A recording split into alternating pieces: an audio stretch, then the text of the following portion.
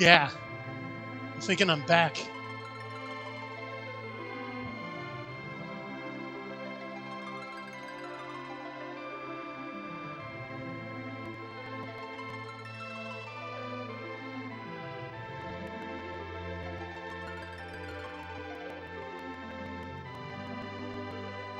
This is Geek Gab Retro-Spective, because separating words is cool, apparently.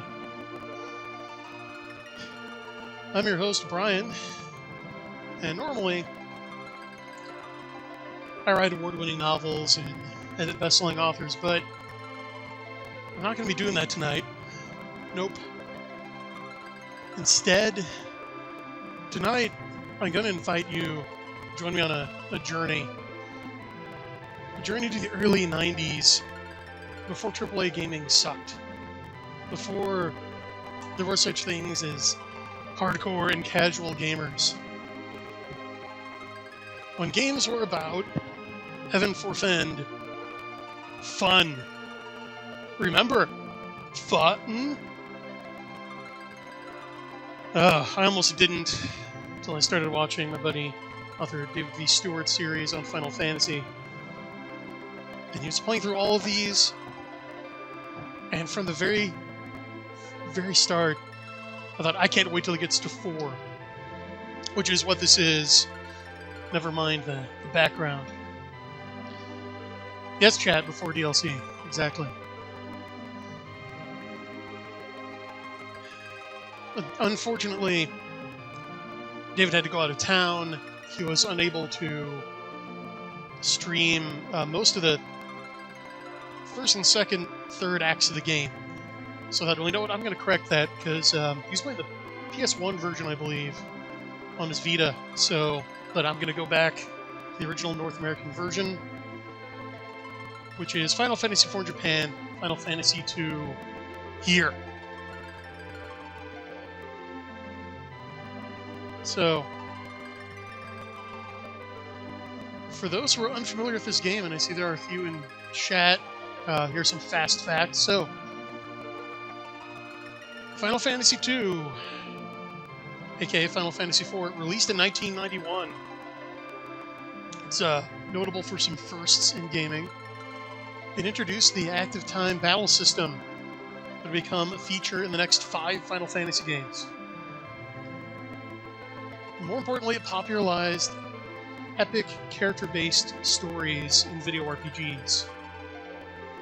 You had games that had pretty sprawling, big in scope stories, like I'd say the first Final Fantasy, but just cardboard cutout characters for the player to project himself onto.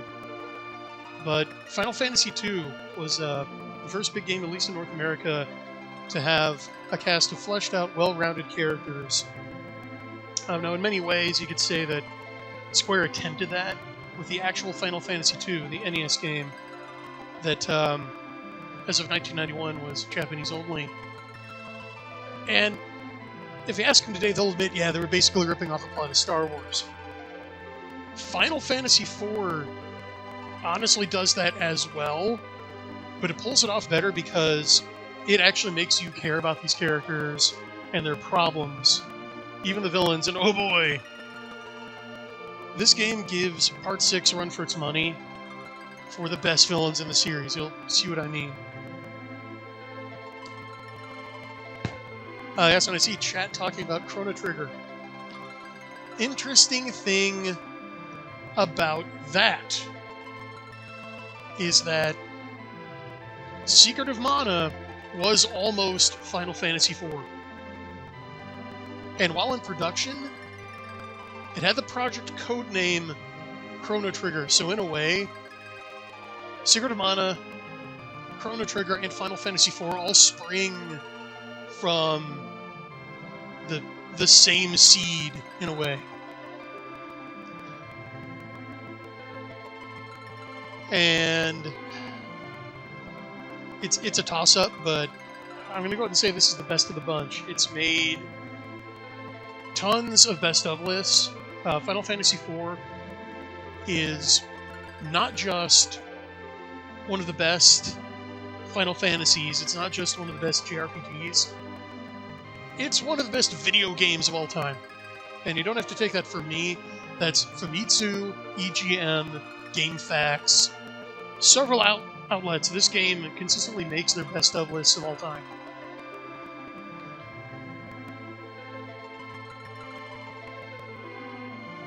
Yeah, that's correct, chat. Final Fantasy 1 was almost Seiken Densetsu 1. Which brings me to the fact that this was the first Final Fantasy game, the first mainline Final Fantasy game that North America got after the first one. Now, they did get Final Fantasy Legend for the Game Boy in 1990, but that's not really a Final Fantasy game, that's a Saga game. So this is the first real dose of Final Fantasy that North America got until 1991, after Part 1. And that wasn't originally Square's plan. They had initially planned to immediately follow up Final Fantasy III with 2 games. One for the NES to be called Final Fantasy IV, and a SNES title that was going to be Final Fantasy V. Now, time and budgetary crunches led to the cancellation of the NES game, and they renumbered the SNES game already in production of Final Fantasy IV, which is what we have here. But not until after lead designer Takashi Tokita took over. Now, he'd originally worked as a stage actor, so I have a theory that that's where a lot of the high drama and almost operatic feel of this game comes from. They had an actual theater actor leading it. Now, Final Fantasy III designer Hiromichi Tanaka started out on the FF4 project, but he left due to creative differences. He wanted more of a real-time combat system, and so he switched to the team that would make Seiken Densetsu 2, or known to us as Secret of Mana, under the codename Chrono Trigger. So Secret of Mana was kind of a prototype for Chrono Trigger that they would follow up on later. But that left Final Fantasy IV with a dev team of 14 whole people. Imagine that. 14 people working on a game. I think that would probably be the number of people who get coffee on a modern AAA production, or like make copies or water the plants. And not only were they only 14 strong, they finished the game in a year. Because in my day, we made games in a year, apparently.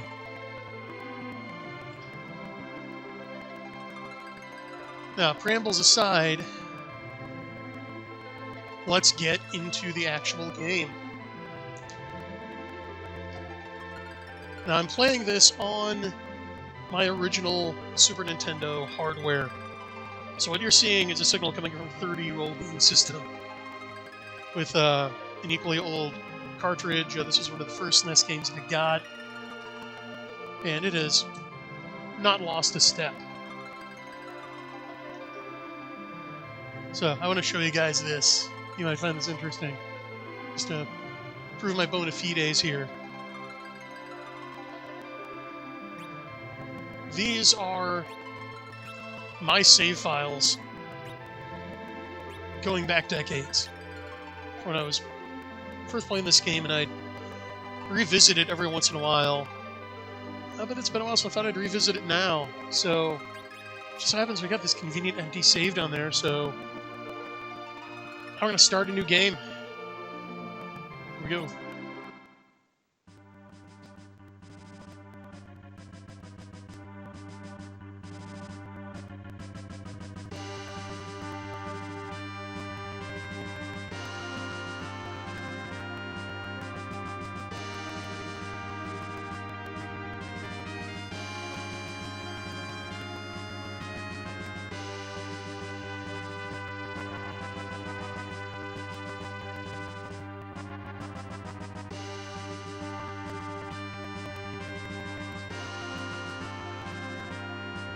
Alright, so we're opening here with Captain Cecil of the Red Wings, the Air Force of Marin, who were able to maintain hegemony over the globe thanks to the airship, the super weapon of its time.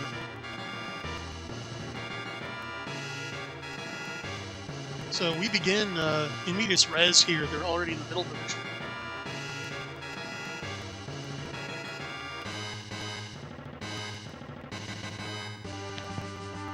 And right away we have not only military but moral conflict introduced. That whole, well, we were only following orders, canard. It's going to come back to bite us soon.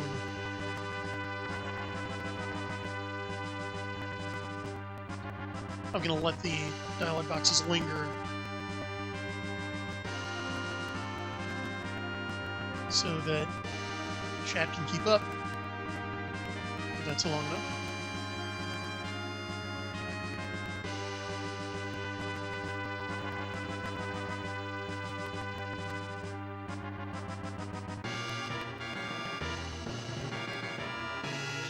That's right, chat.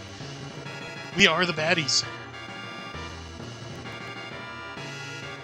Well, shaking down Black Wizards, that's always a smart decision. You should always do that every chance you get.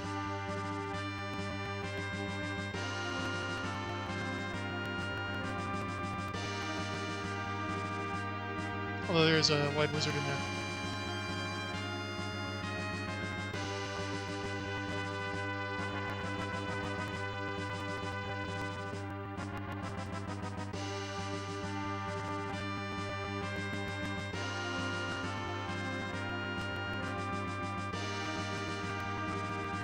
It occurs to me that the Red Wings must be pretty badass. They're just rolling up on a bunch of wizards and totally owning them.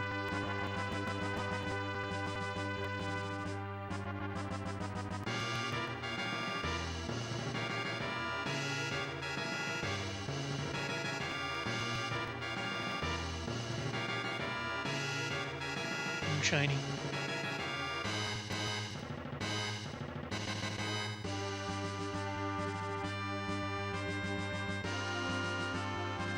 Yeah, that's an important question, and one facet of Final Fantasy's world building as a series is you get this recurring theme of the crystals, and it's always left pretty nebulous as to exactly who made them, what they're for, what they do. So they really fit Hitchcock's definition of a MacGuffin, which is some object, some prop that exists only to advance the plot. So in a heist movie, it's the jewels. In a spy movie, it's the papers, right? Yeah, the old story goes that there were two men traveling on a train in Scotland, and one man noticed that the other had a rather large carry-on bag stowed above him, and he asked him, "What's in the bag?" The first man said, "Oh, it's a MacGuffin." The other guy asked, "Oh, what's a MacGuffin?" The first man said, "Oh, well, it's a device that repels elephants in Scotland." The other guy said, "Well, there are no elephants in Scotland." The first one said, "Oh, well, it can't be a MacGuffin then."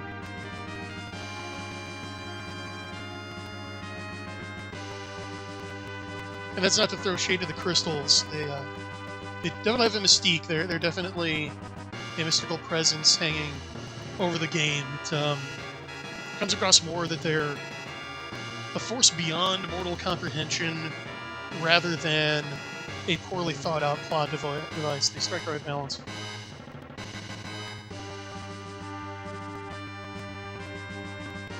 Oh, did the After Years give the crystals a backstory?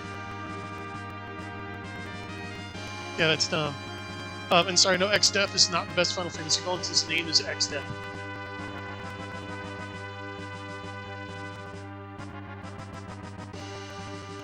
So now here, Cecil is grappling with a moral quandary he has been thrust into. And then monsters attack.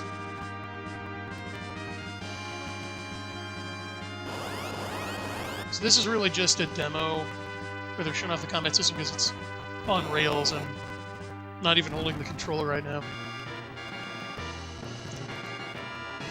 And interesting note, because Nintendo of America was super censorship happy,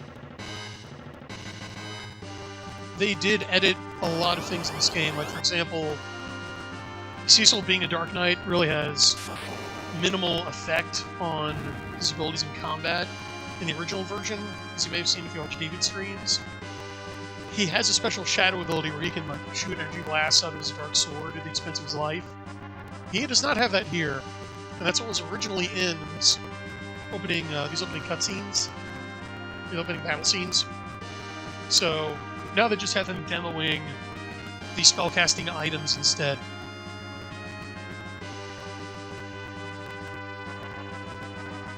Now, being a Dark Knight does afford him certain perks in this.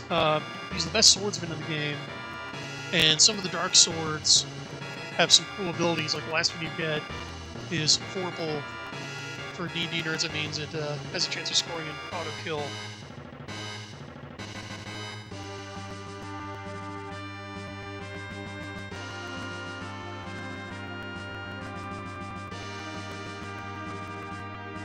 Right, we're returning with our ill-gotten gains. I'm gonna take a drink. I'd like to thank everyone for joining me. If this keeps up, we might have to make it a regular engagement. This game will get you about 20 hours of play. Okay, now we're meeting this rat. I mean, and you can tell right from the start that he's just an unctuous little toady.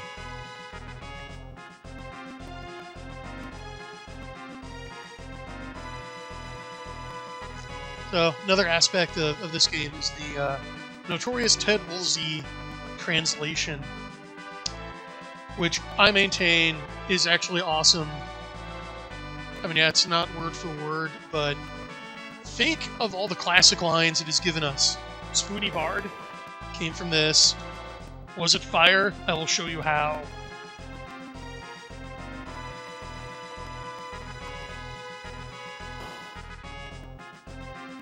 And I think that the later translations lost some depth and nuance, honestly.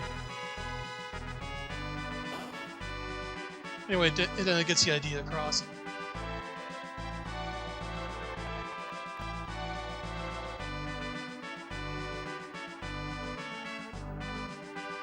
Now we get a little POV shift so we can see the king and Bacon scheming.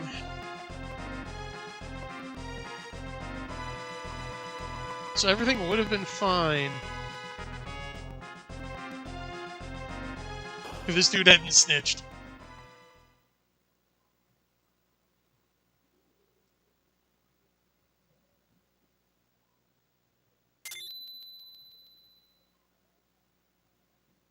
So for instance, originally this probably read handed over the crystal, but with this reading, it kind of gives us some extra foreshadowing because it sounds like Bacon saying it.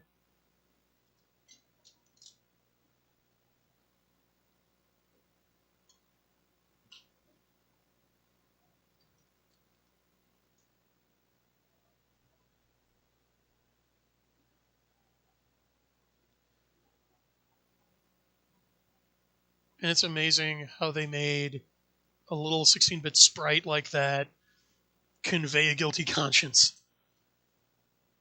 But they did it just with pure visuals, which is ingenious because video games are a visual medium. Even RPGs with a lot of text.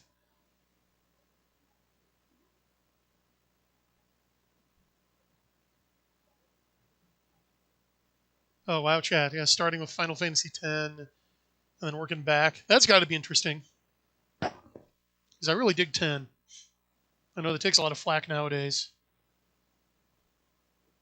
Mainly for bad voice acting and linearity, but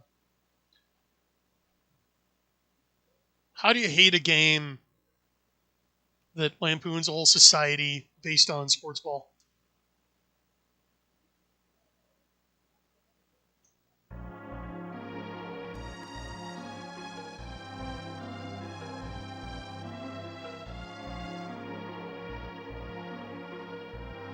And we lost our job chat.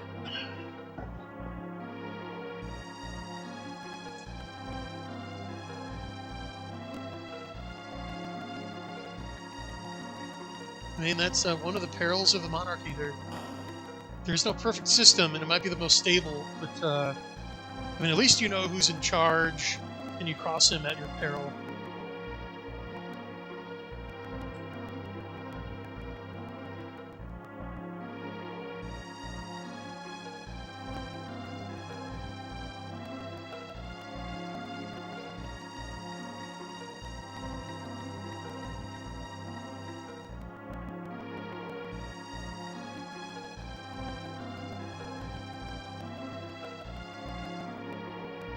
It's a highly suspicious activity from the king.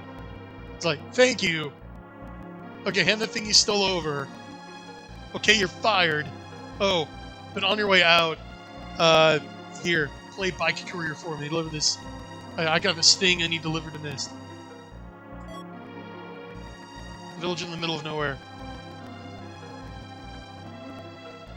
Certainly, certainly that's on the level. That request isn't the up enough.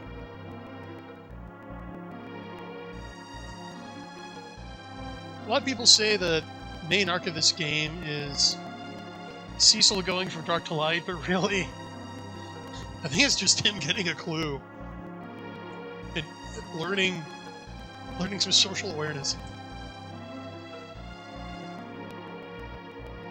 Or perhaps the real game is the friends he made along the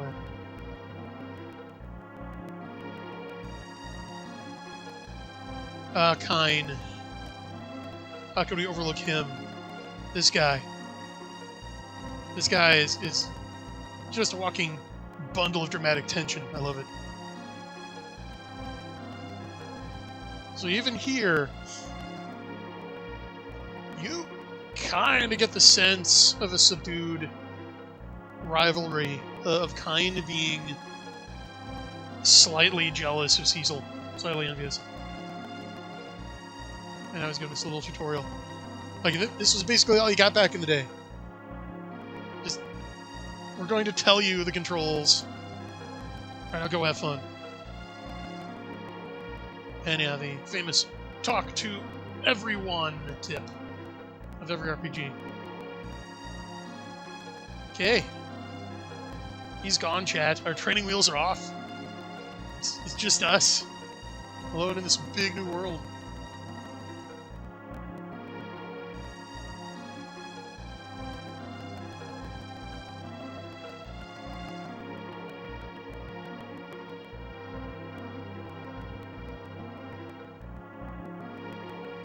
Yeah, the way that the king just played head games with Cecil is a big hint that something's not right there.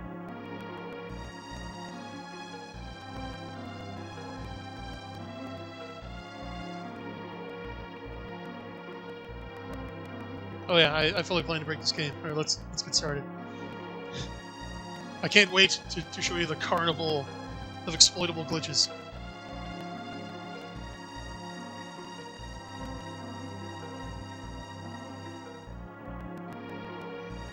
All right. Let's take his advice and talk to everybody. Yep, confirming what chat said. But oh, look at this NPC. Who is an NPC?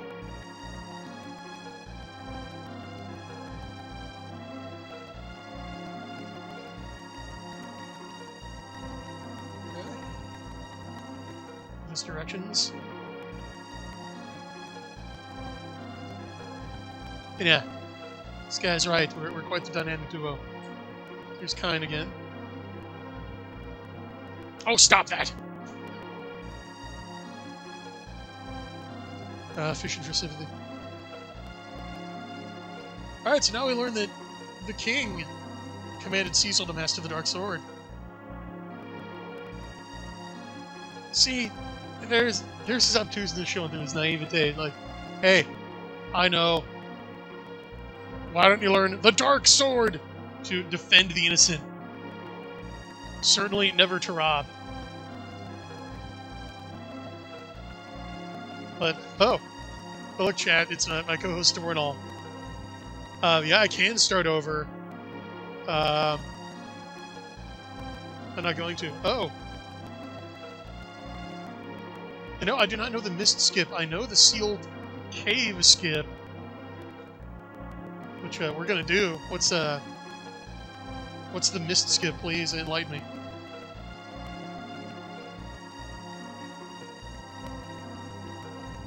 He's got a reason for it.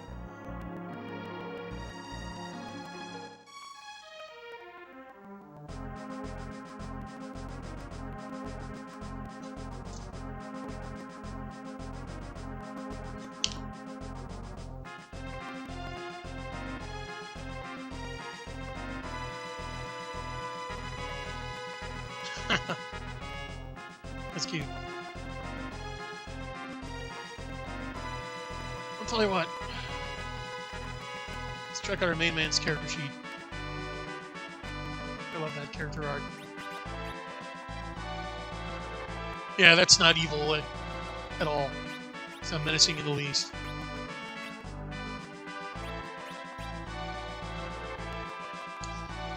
Yep, that's a fighter. Interestingly, unlike previous Final Fantasies, you start at level 10. Give you a boost right from the beginning. So in D&D terms, one way to think of this game is starting with a mid-level party, which then advances to the point where they start splitting off into prestige classes. Because there are a lot of class changes in this game, but unlike the games immediately before and after this one, they're scripted, they're not by choice, but that enhances the drama.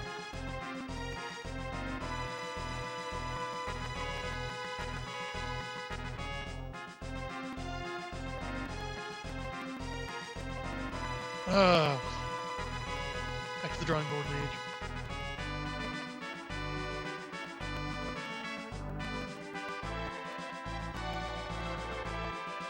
So there's your main three elements. There are also others we'll come across in our travels.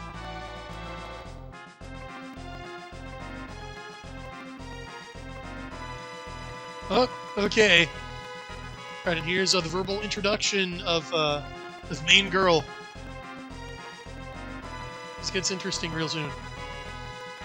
So we got that dichotomy there. We have a dark knight whose main squeeze is a white wizard. They're the original hot couple.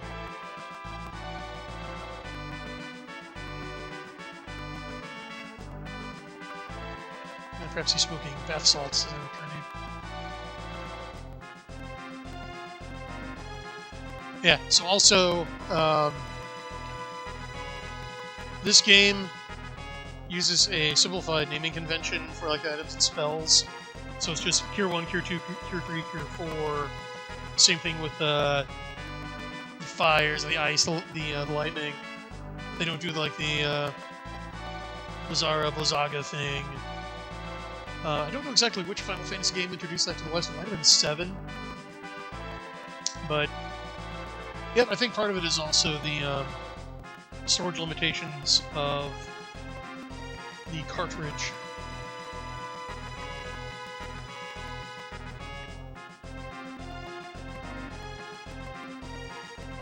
Oh yes, in chat, if we could get some P's for prayers for Bradford in chat, his family specialist sister going through a tough time health-wise.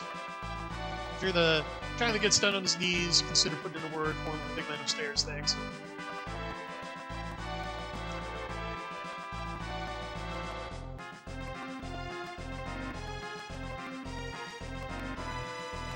And I wouldn't ask you to do anything I'm unwilling to do myself.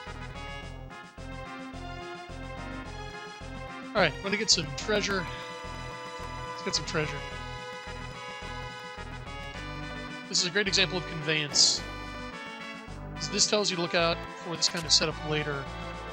And oh boy, does FF4 have a ton of secret passages and treasures.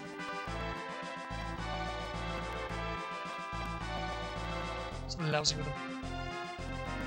So it can be tempting just to press up against every wall. So see, you can see the outline of another one right there, but we can't get to it because this dude's in the way. I'll have to get back to that later.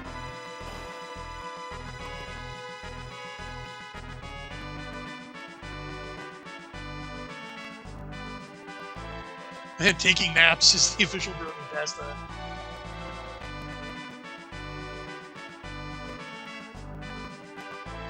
There's some foreshadowing of this game's Sid. Could also become another. Well, it already was a Final Fantasy mainstay because I believe that started with Part 2. Alright.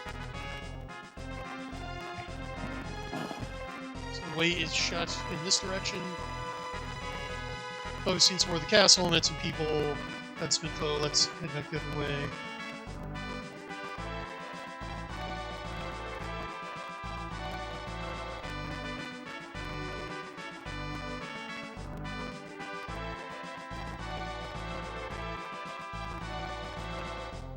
Chat's asking, is Final Fantasy VIII the key Gundam of the franchise? No, I would say that 10-2 is.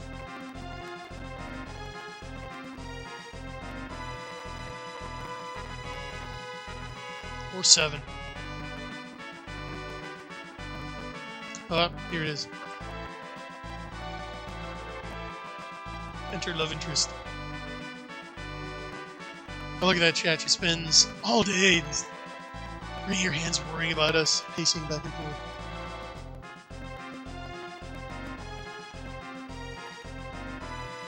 Oh, my host informs me there will be a new Geek Gab livestream this weekend. Exciting. So we've got that to look forward to.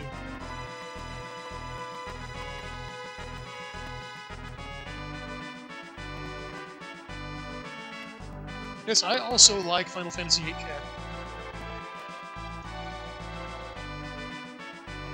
The junctioning system never really bothered me, and it's got the best card game. But you'll soon see what kind of player I am and why FF8 didn't really give me a problem with the draw system at all. So I'd say meticulous would be a good description. Like the lay of the land, leave no stone unturned.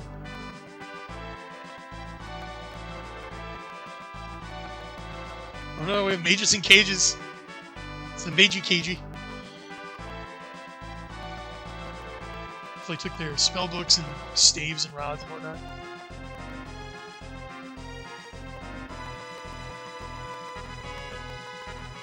Yeah, so now we add to the mystery of the crystal. These guys seem way more concerned about the crystal being taken than they do about themselves. That's a hint. Yes, chat, this is Rydia country.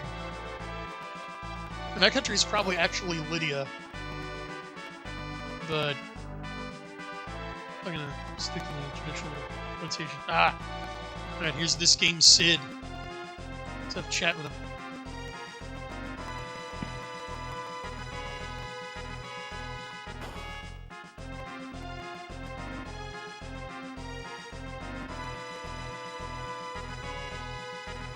Yep, this is the guy.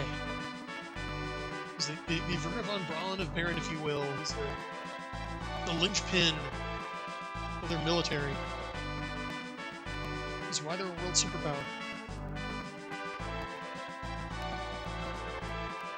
He's a regular guy. He's super down to earth.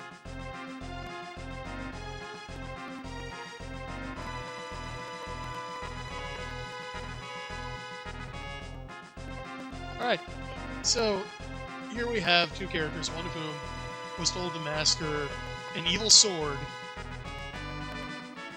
who never expected it to be used to despoil people, but then was ordered to do it, and his buddy who was ordered to build an airship, who didn't want it to be used as a weapon, and yet it was. So, yeah, it looks like both of these guys have been had by the king. I wonder what he's up to.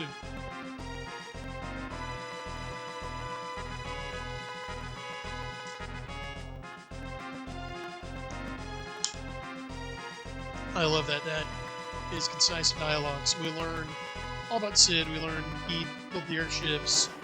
but for altruistic reasons, we learn he's a master engineer. We learn he has a daughter.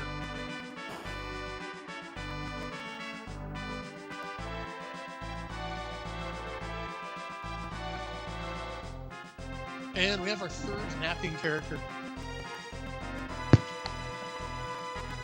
So we need to get these guys some Monster Zero Ultra. I don't know.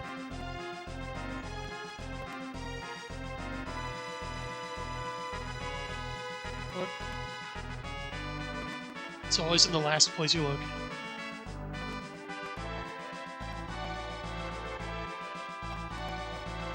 Indigo's water effects. By the way, that little notch right up there, that's going to be important later. It's a secret entrance to the castle, remember it. We're going to need that.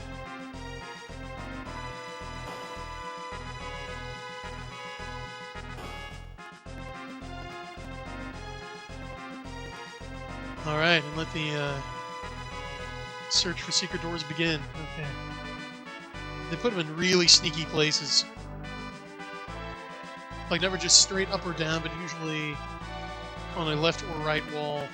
Yeah, nothing here yet. Alright, this is pretty cool. It shows Cecil standing. He's got a maid.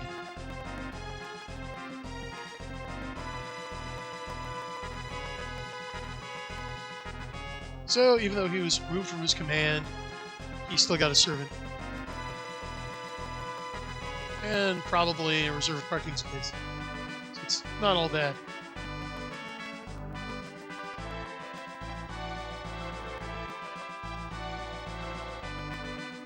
Look at that, he's got a little table, a little, I don't know,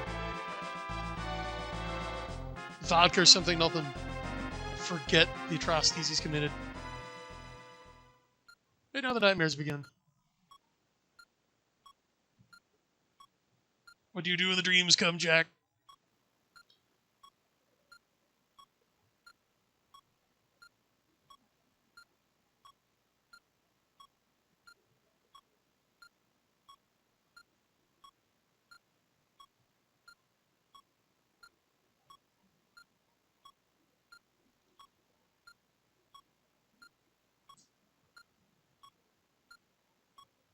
My favorite Final Fantasy villain is actually Golbez from this game.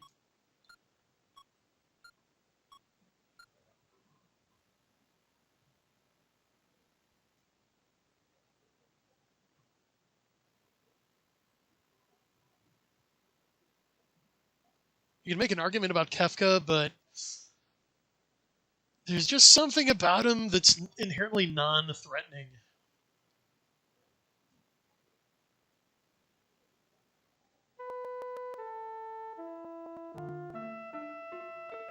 It kind of goes for that Joker vibe and misses a little bit.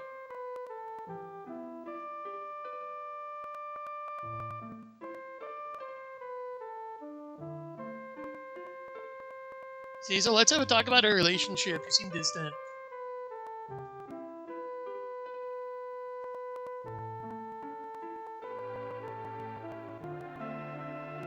Setting up the arc. Good.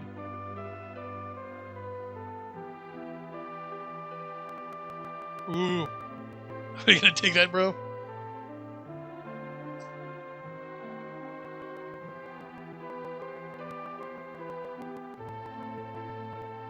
Turns out, no, he's not.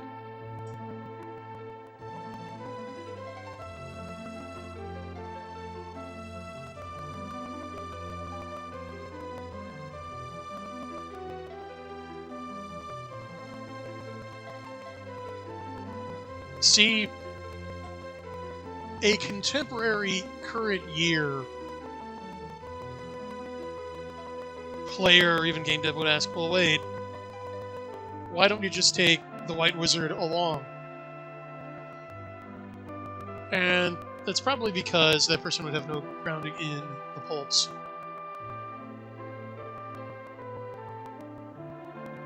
Because it's not that Rosa is just a damsel in distress, an object to be rescued, although, as we'll see, that does end up happening.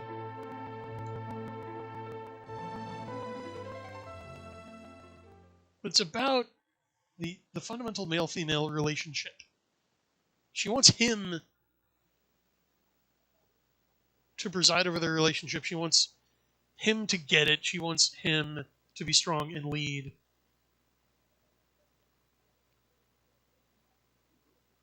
She doesn't want to be a second-rate man. And you know what? She succeeds.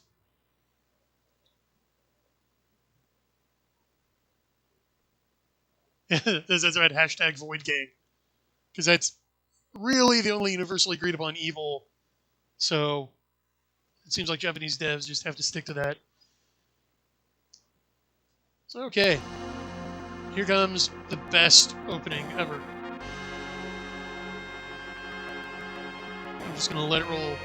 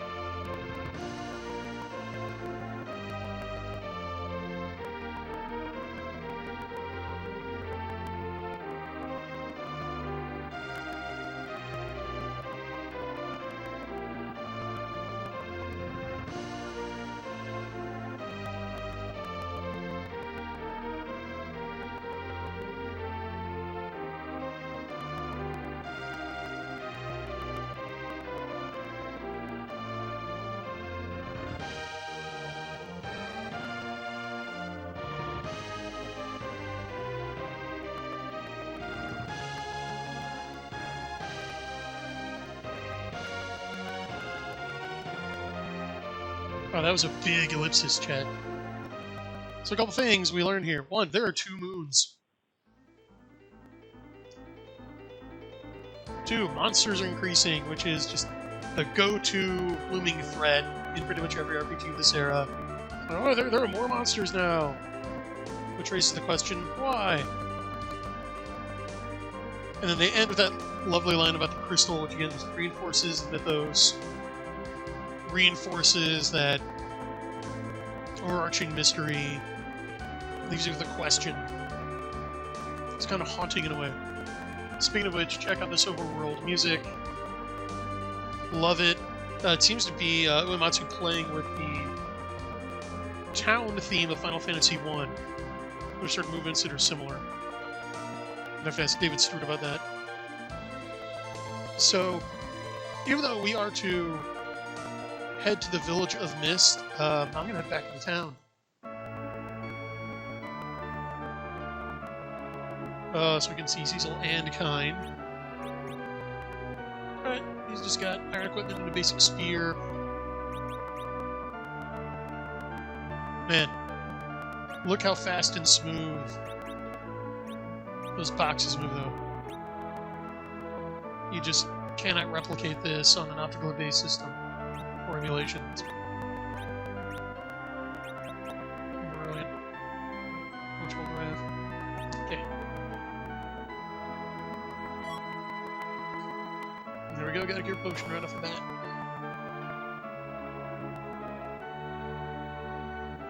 So I'm not going to stay tonight since I slept in my own cozy bed, but Baron's Inn, like in the first one, it's among the least expensive inns in the game. So once you get an airship, you really want to save here to save money.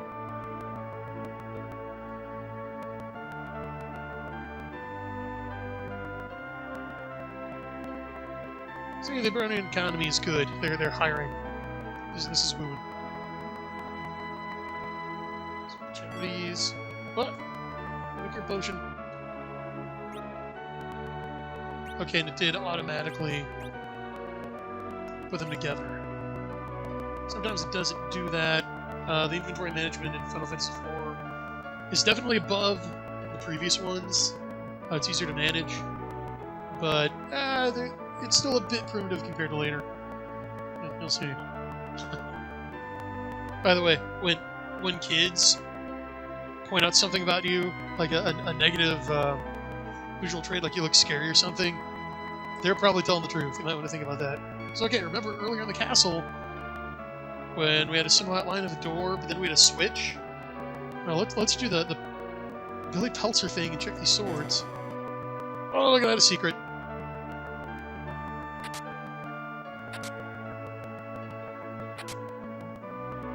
By the way, am I the only one who can't help reading that as a tent? Just a little quirk.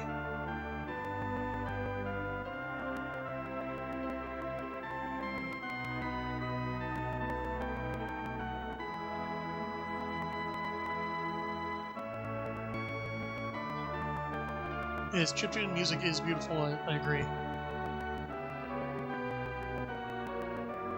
I love this. And that gives you a little hint into the kind of dirty work he's been doing for the king this whole time. Imagine Cecil just like kicking down someone's door in the middle of the night. It's like walking off with their big screen TV. It's asset forfeiture.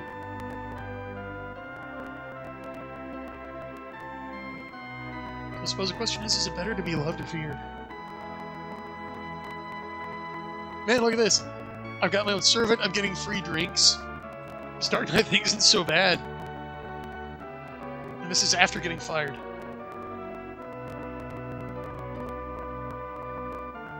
Cecil should really cheer up.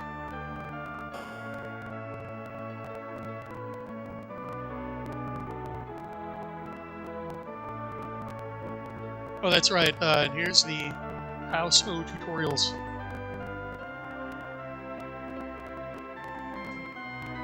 Which I'm not going to worry about. I don't know where this is. So I'm not going to get too engrossed in talking to people, except this guy.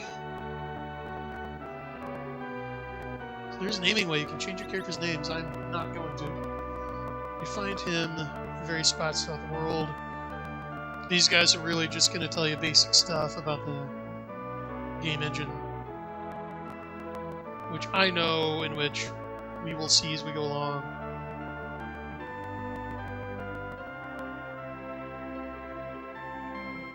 I don't think there's much else here. Oh, okay.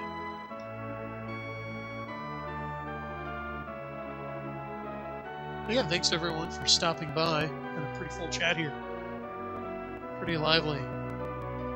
Is this a good time, chat? Is 10 p.m. Central, 11 Eastern, 8 Pacific working out for you? I'd like to know the optimal time to hold these streams.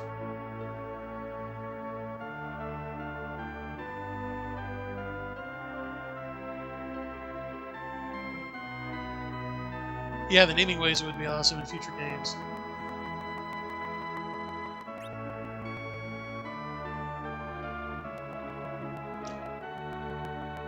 Wow, ethers are expensive, but luckily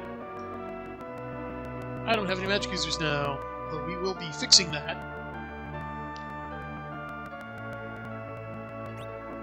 Something we're definitely getting will be some of these.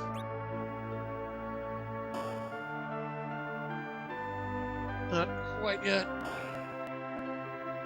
In a minute here, I'm going to show you something.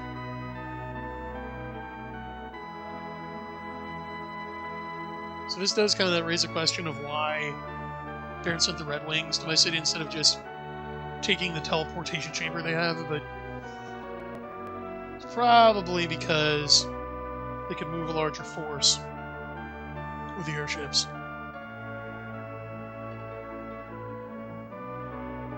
Or just as a threat show of projection of power.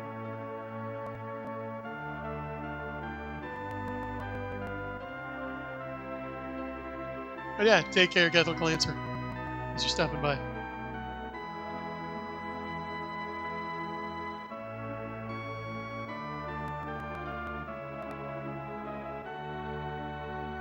Oh wait, sorry.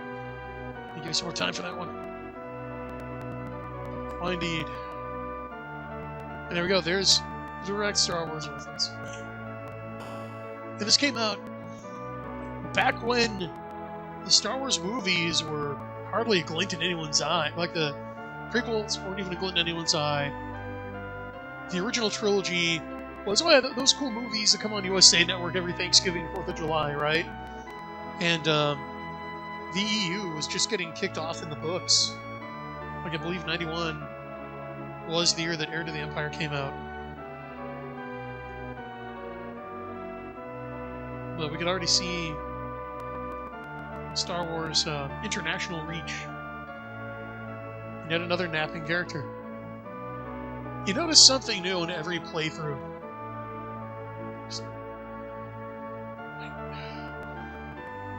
See, the other day I was talking with a buddy about which Final Fantasy world would you most like to live in? What's the best place to, like, settle down, have a job, raise a kid? I'm definitely going with the world of Final Fantasy IV for several reasons. There's no kaiju cobbled together from the collective unshriven sins of the dead. There's no sorceress trying to compress time. There's no evil clown who does succeed in destroying the world. It's laid back enough people can take naps. It's cozy. Oh no. Chad, what's your favorite Final Fantasy world? Where would you want to live?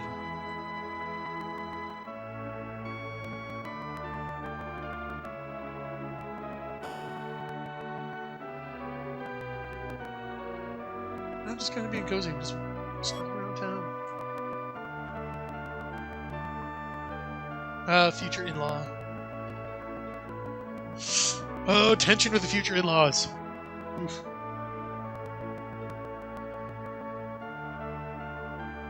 Request respectfully denied.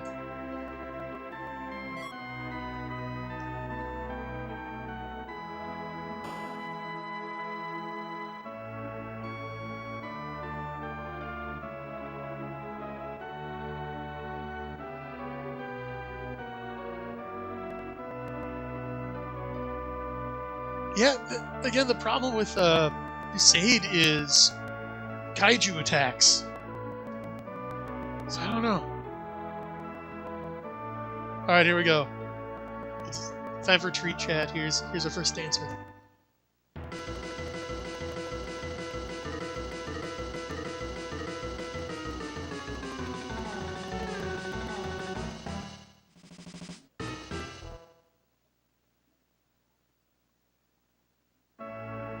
It keeps going a bit after the music stops. That's okay.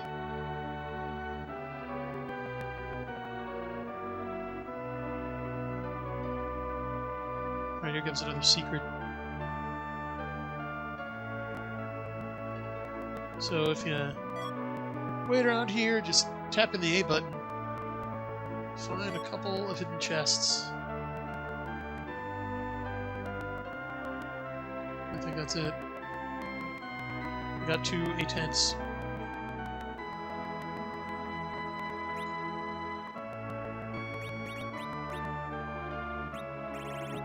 Let's see, I think there is an option. Yeah. So we can do that. No, they're all in order.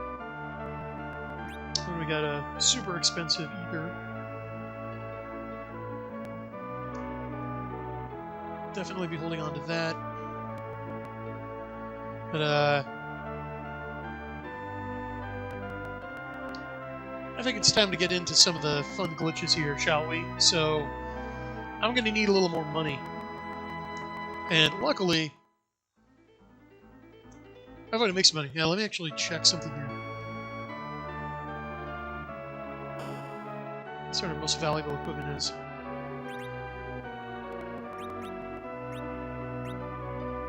Oh, let's see.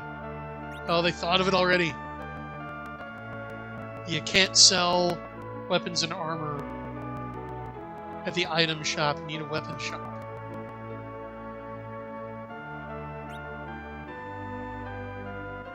Well played, Final Fantasy IV. That's okay. So for now,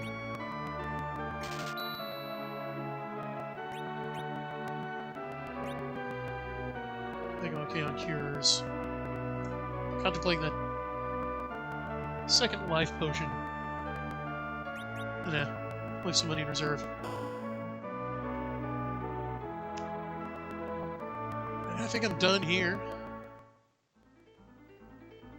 So, save early, save often. You can save anywhere on the overall map. Will not erase any of my precious 30-year-old save files.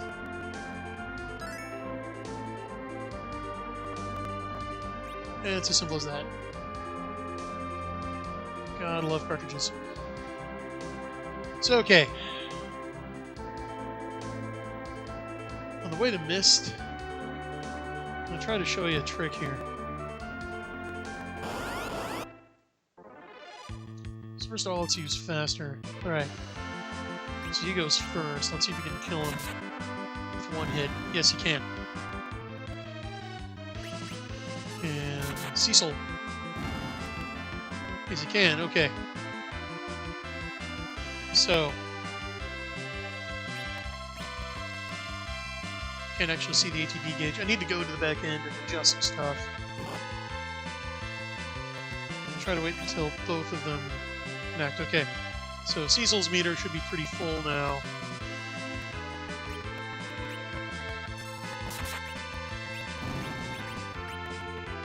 Ah, wasn't fast enough.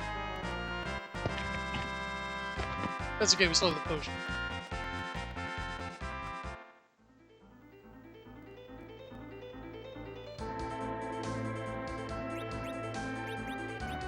Alright, let's customize some stuff. Those are actually pretty good.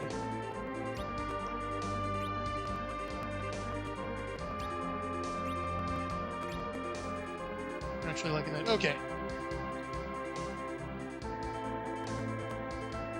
Let's just start hitting Mist. Which I'm pretty sure is this way.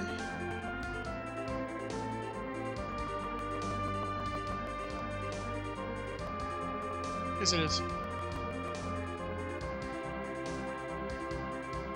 Take care, Alex.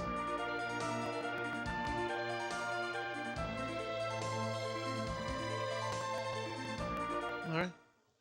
Just forge ahead.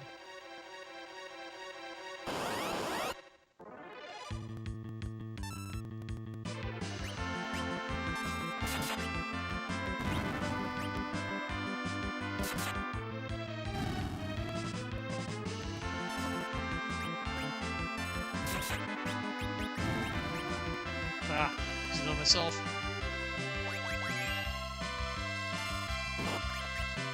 I need to wait till I get a healer in the party. But if you are quick enough, you can use a life spell or potion on an enemy who is in the process of dying, and it'll bring it back at 0 HP, which will get you killed again, and you get double golden experience from it.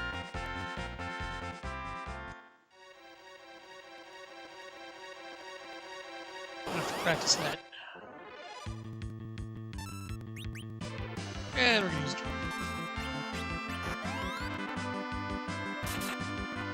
Oof. There's a whiff. Okay. Redemption arc.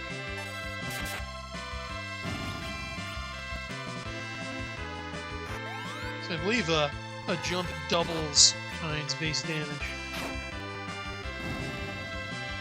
And if used strategically, can help him miss some big boss attacks and stuff. So it's definitely worth mastering.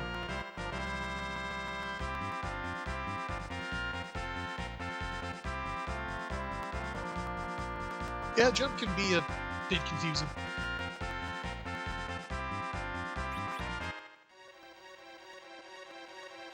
You've got to learn, like, what character's agility is. I believe that determines how quickly they act in battle. So yeah, Kind's definitely got an edge, that's why he's acting first. But they're pretty close.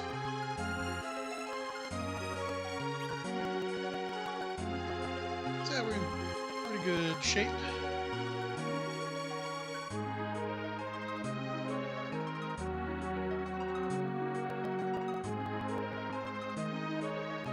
Let's see.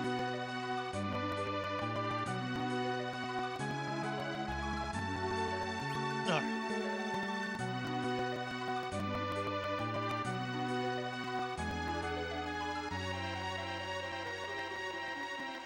Love that huge donut hole. Oh, missed.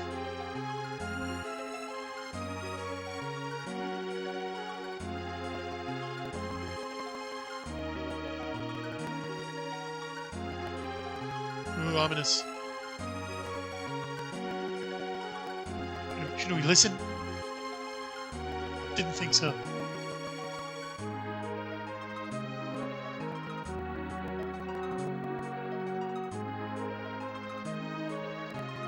The only thing I will say is that the American version of this game is a bit easier. And as those who are watching the stream can tell, the encounter rate is definitely lower. That'll help us cover more ground.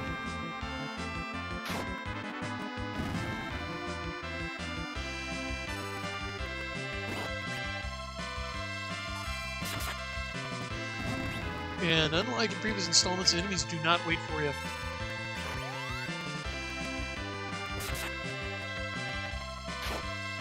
Gotta think a bit faster.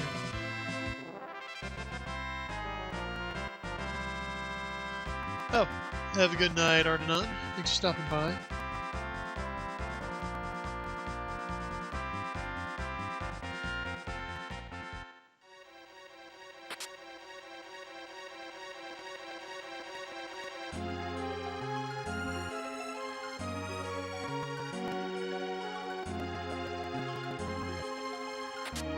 So at the moment we're mainly getting basic items.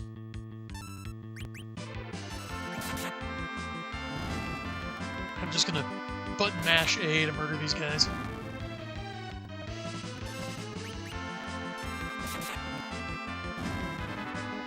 So long, suckers.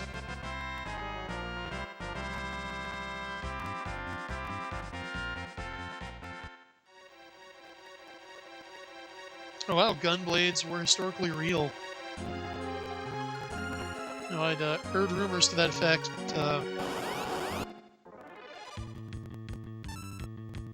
Yeah, there's confirmation from chat.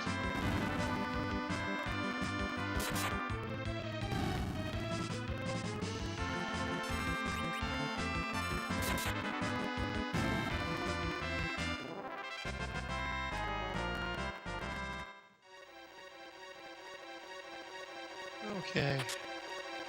It's a tent. These battles are pretty easy, so I'm gonna go ahead and show you one of this game's key glitches here.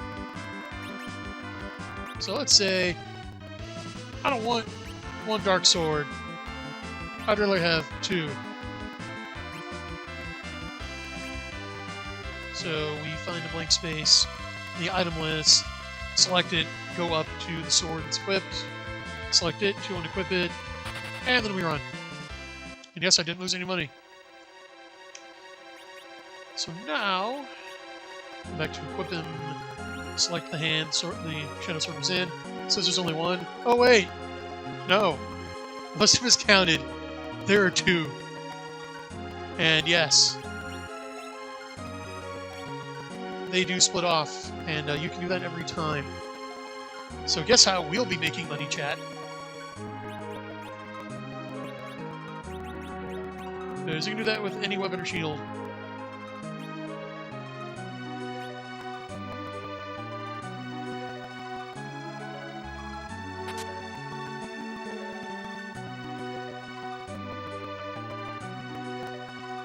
I'll get the Amityville horror warning.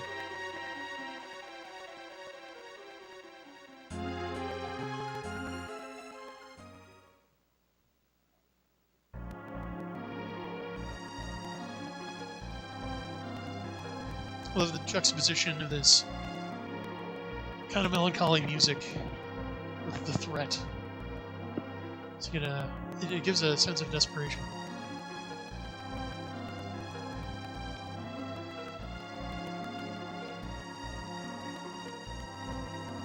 I gotta love the illusion of choice.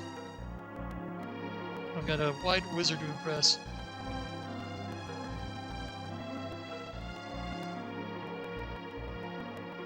That feeling when the security guard won't let the UBS guy in the door.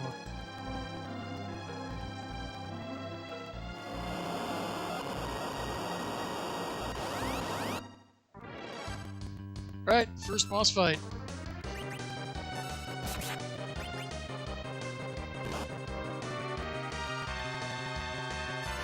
It's a freaking dragon made of water vapor. Time to be alive.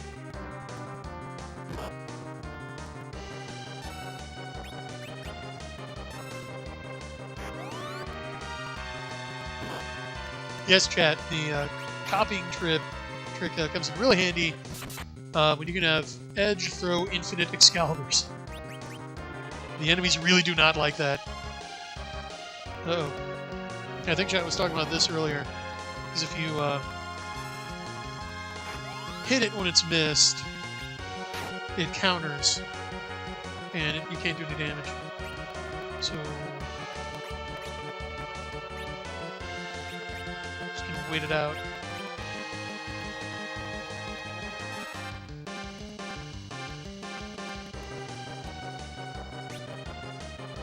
Yeah, I find that this fight music never really gets old. And see, it even warns you, I'm sure they added that in for us, Tom Gaijin.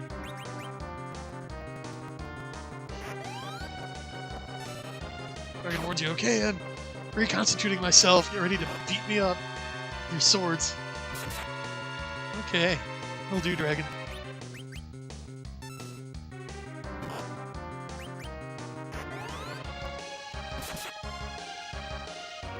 You've got to time the jumps carefully. Probably going to transform again soon here. Just have a fight.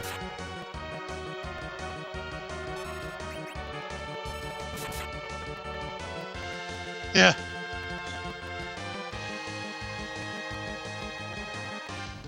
Yeah, I should use an industrial fan. That would defeat this dragon right quick.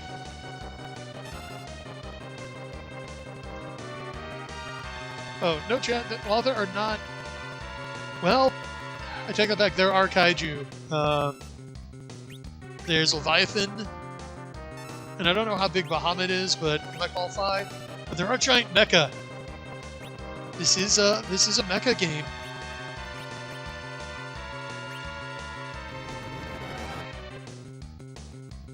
And I think it struck that perfect blend of sci-fi and fantasy just right. Okay. First boss defeated. There was much rejoicing.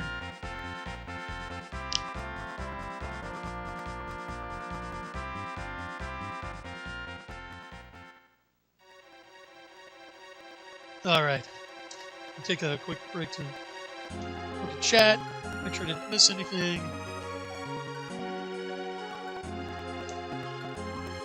Sorry, holding up chat. How's life treating you? Well, I hope.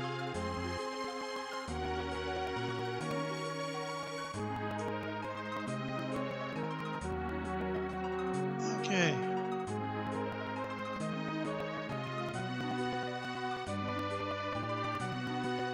Yeah, that's right. The Giant of Babil. Exceeds do intensify. Although, if you're digging this game, make sure to check out the first book in my award-winning Soul Cycle, Ethereal, which is linked below the show notes. This game was definitely an influence on it. A kind of Magitech feel and a science fantasy vibe. No, there's never a downside to including mecha. So alright, let's carry on. First obstacle overcome. So I believe at this point I will use a tent.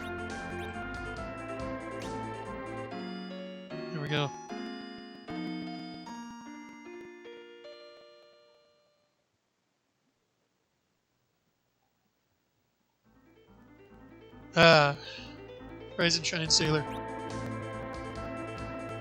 Okay, so Dornall, what's this mist skip you were talking about? I didn't see that in chat.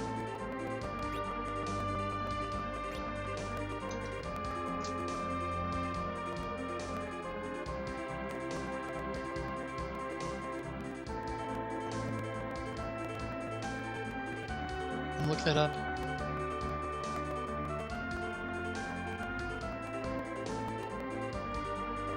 Let's see, the bypass event glitch.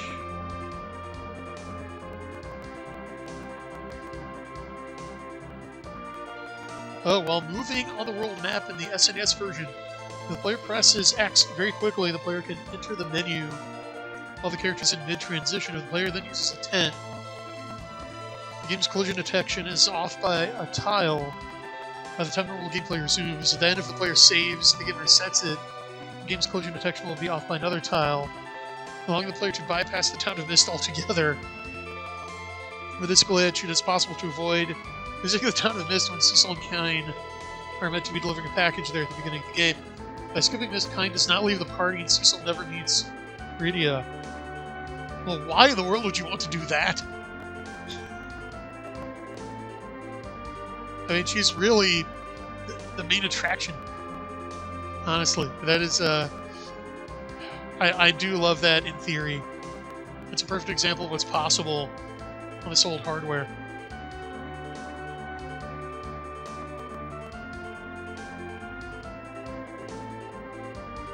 Yeah, it sounds tricky, not quite as tricky as the getting the General Leo back glitch in FF6, which I have done. It takes like 24 hours to do. But yeah, I might have to experiment with that. Anyway, let's visit Mist, shall we? Let's see what's in there. Oh, lovely. I bet, you know what I bet, chat? You know what I bet the people here are doing? That's right, you do. You're taking naps. Let's join them. Uh-oh. It's a trap. Spraying on us. I'm beginning to think there will be no naps at all, chat. And I'm beside myself.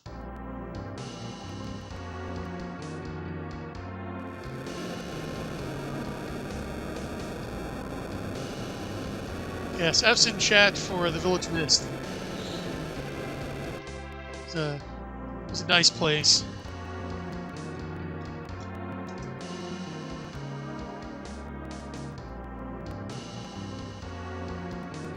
But, much like some other places I can name, Agents Provocateurs got to it.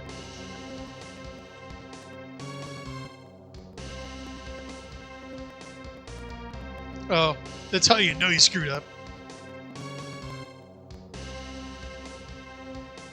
When you step on the scene, package holding blows up, little girl starts calling for her mommy. It's no good.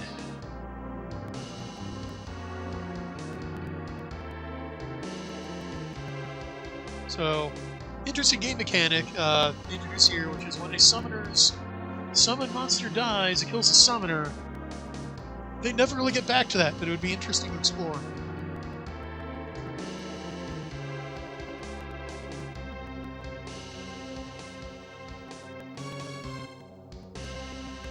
And pretty sure they replaced Summoner with Caller just to save memory.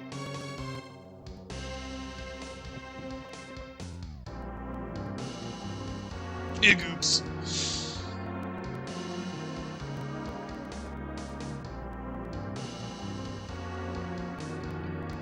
And boy, did they pick the wrong family to mess with.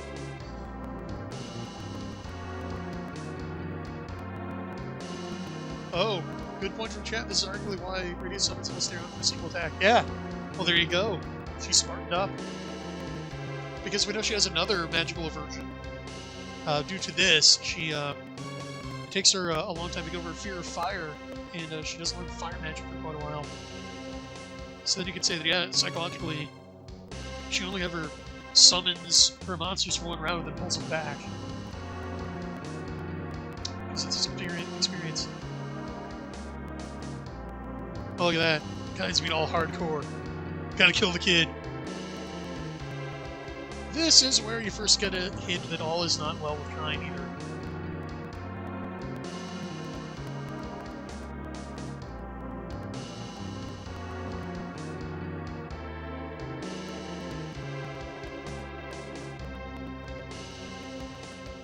An abrupt mood swing on Kyne's part, before he was all sympathetic to Cecil, and now he's just turned into a jackbooted thug. The drop of a hat.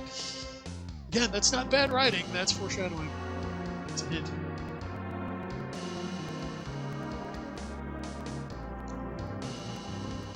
And now he's kind of come around, so again, he's whipsawing from extremes.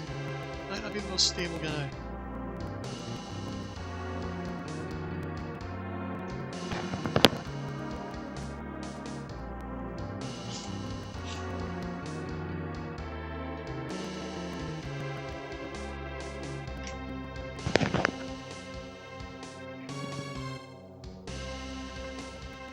So right away, DFW and your friend start plotting to overthrow the most powerful superpower on Earth.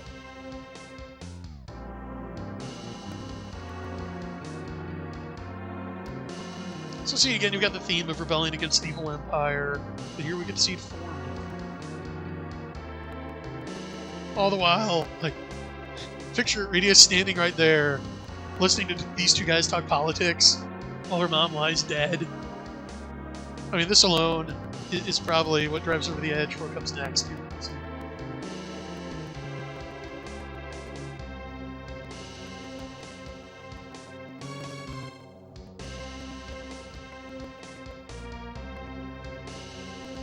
Yeah, good point, chat. Kyne is kind of Anakin before Anakin.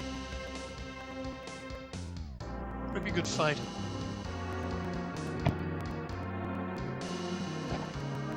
It's dangerous to go alone. Alright, look, little girl. So, we destroyed your own town and killed your mom. So, you need to come with us now. I believe normally legal experts could challenge this. That's called kidnapping. With a nice side of murder.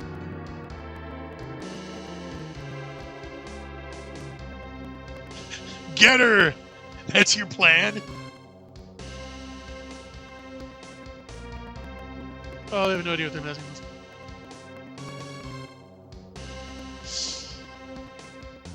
Yeah, people that drive Radia to this point, right here, chat, drastically reduce their survivability timelines.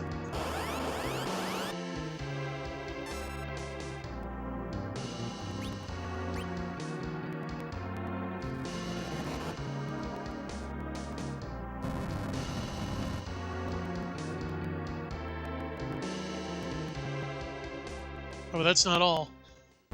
Check out the Google Earth view. So yeah, she's like 10 and can change the courses of mighty rivers, move mountains.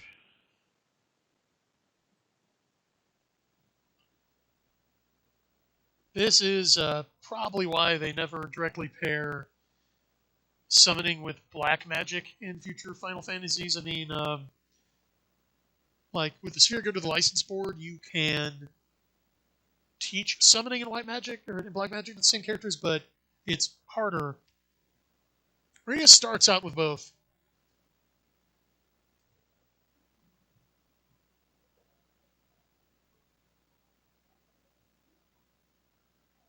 Oh no, we have someone just coming in. Well, so, you missed the MC conducting an illegal raid on a neighboring country to steal their crystal. You had him getting fired by the king when he questioned the decision. You had him ordered to go to this village, bearing a strange package, which popped open and killed everyone except for this girl, and did kill her mom. She then summoned a Titan, which completely BTFO'd you and your partner, and caused an avalanche, which sealed off this valley. Oh, and also, you and your best bud decided to commit treason. Is that everything, chat? I think that covers it. Yeah, kind is jumping really, really high. He's on the stratosphere now. I pity when he comes down on. Hopefully it's bacon.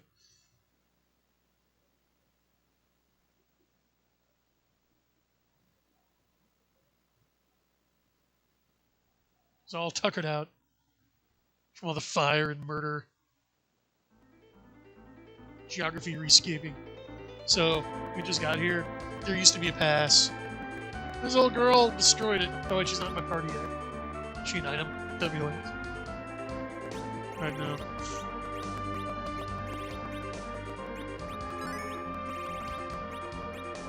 Unfortunately, there's no fast way to do that.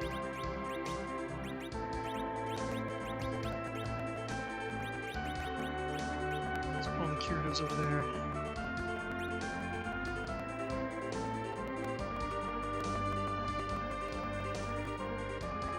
And let's see here. Save.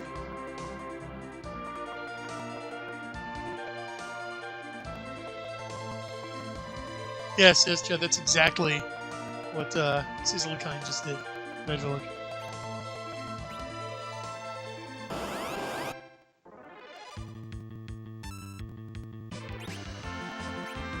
More lives. I get some more life potions. I'm more than capable of taking on this rabble on my own.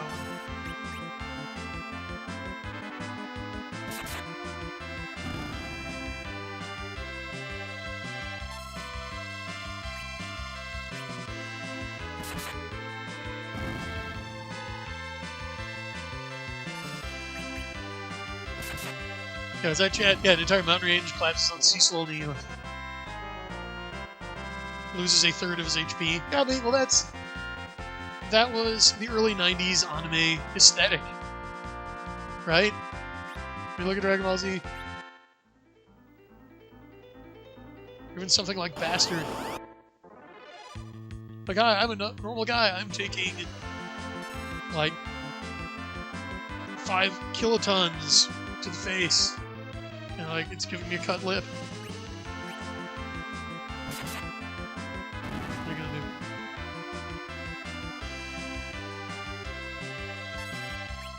Sandman or Sand Person? I don't want to. Centipede is a predator. No match for the Apex Crew.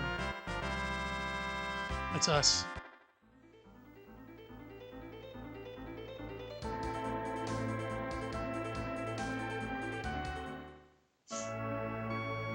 So this town's name, I can't help but think of the state skit about Capo, Alabama. About to head to Mayor Bill's techno parties after the bullfights.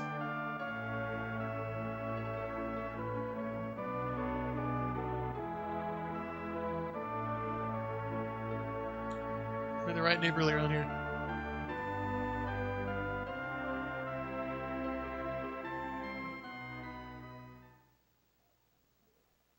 It's awake.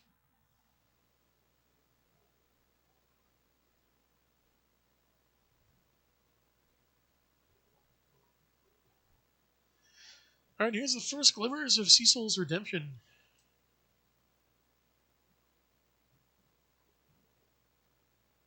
The first, you're just not having it.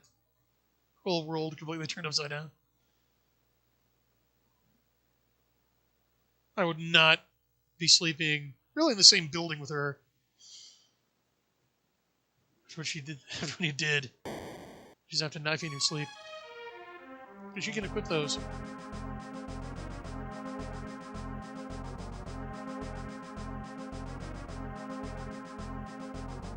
So in Baron, they must have found out about this disaster really fast.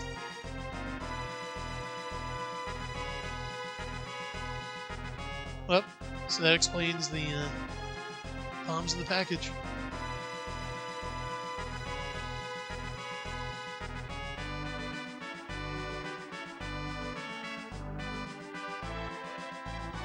So, yep, so his pledge projector is immediately tested.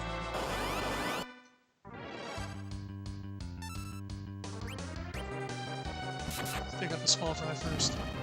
So at this point, There's really not much more to the combat than point and click, but it gets layers of complexity added pretty fast, especially when Radiant joins. It brings us not one but two kinds of magic.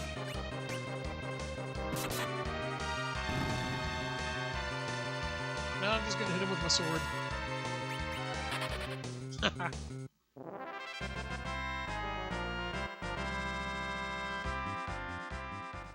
Lead from the front, am I right?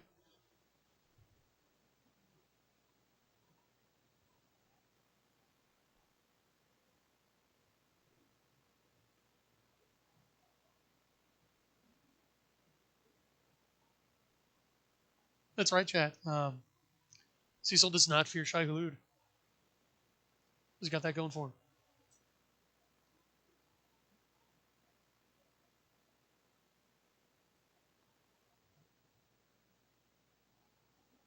You're murdering the right people for me now.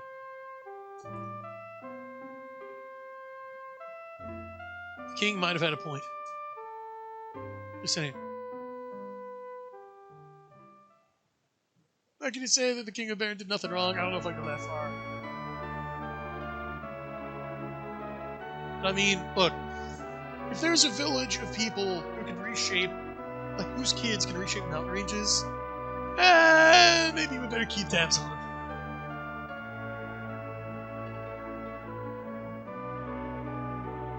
Alright, there she is. Cute, ain't she? Don't be fooled.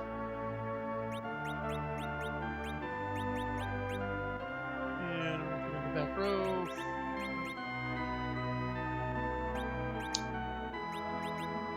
So... But somehow she seems to have forgotten that Titan spell. Oh, Chi starts at level 1. So, we're going to need to level her up. By the way, I know some fast ways to do that.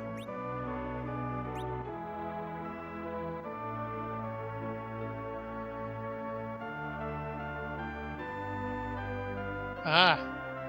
First mention of Tella and Anna. We're this close to Spoony Bard's chat. I know you can't wait. And that is one nice thing. The NPCs seem programmed to hurry out of your way if they're blocking it. Alright.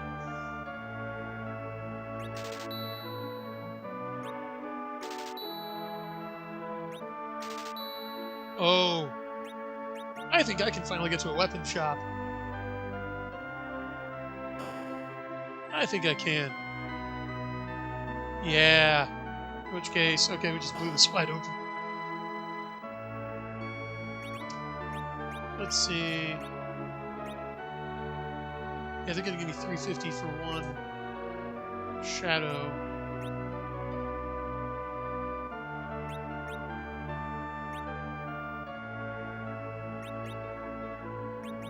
Yeah, that's gonna be... I can tell you right now, it's gonna be way more valuable than her rod, so...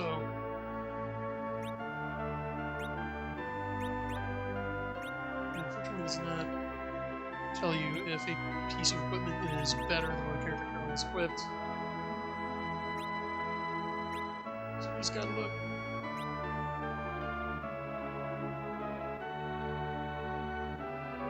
Yeah, I think she's pretty good on that stuff.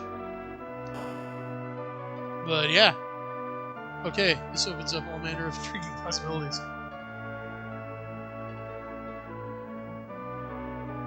Man, take a minute to enjoy this water. I love that. Just, the blues and greens in this game really pop. It is, dare I say, immersive.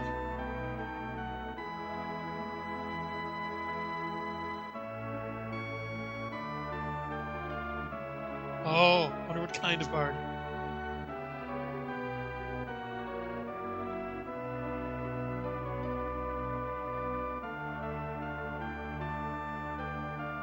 I've not seen Fantasian. I'm gonna level with you.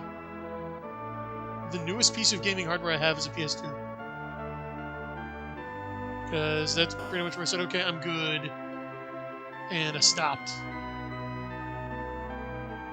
Alright, some more training room, not gonna worry about that.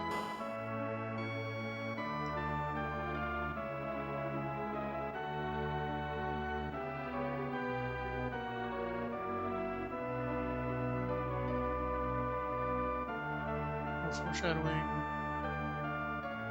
I'll find...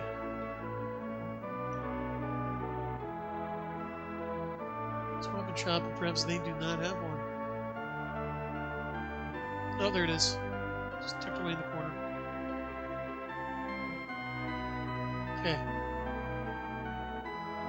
Now we're getting somewhere.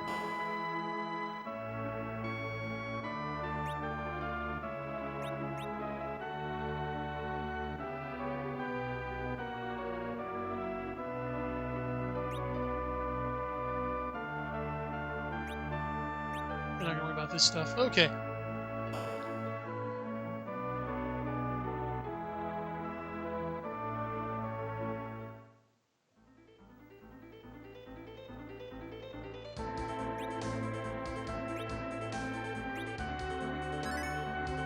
Save really quick. And get to work.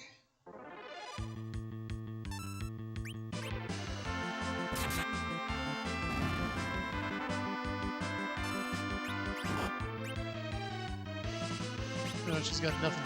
Okay. I can actually work with it. Crit.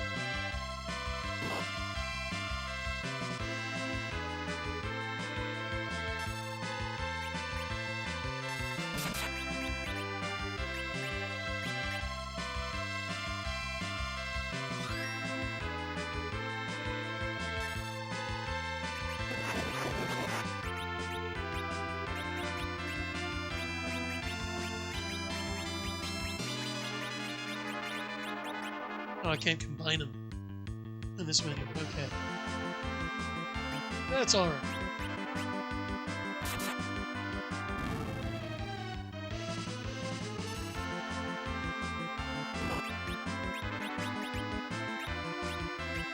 There's just one potion that heals all status effects.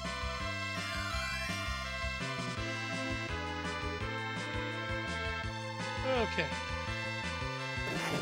Oh, not again.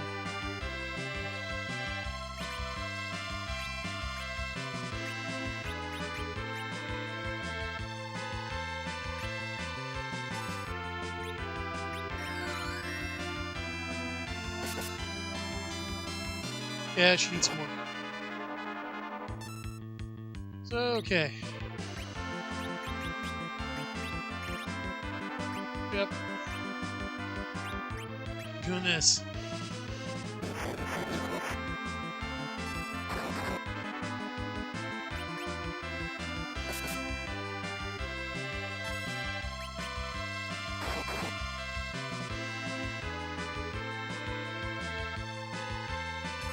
Now, there's one of two ways to do the replication trick, and one is to complete the fight, the other is to win it. So we both got moth scales in our eyes. Oh, Chocobo didn't show up for some reason. So I'm just going to have to beat this guy to death with my bare hands.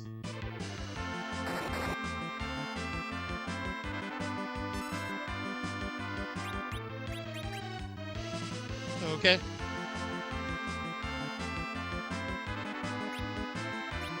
Alright, she's in the item menu. So does the rod cast something? Oh, interesting.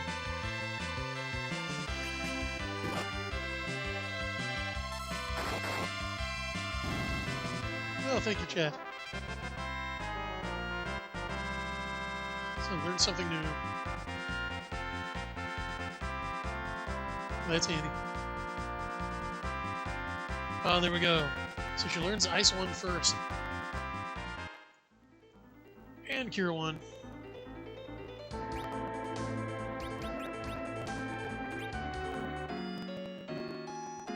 So use A tent.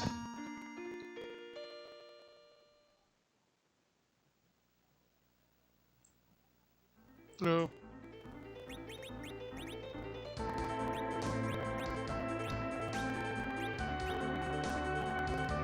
Alright, great. Well,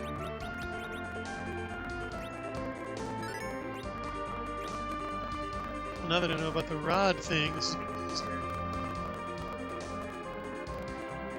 Yeah, I knew you could cast with certain rods, but I thought they had to be, I didn't know just rod would produce a throw effect. I thought it had to be like fire rod, ice rod, etc. But no, that's handy. Good to know.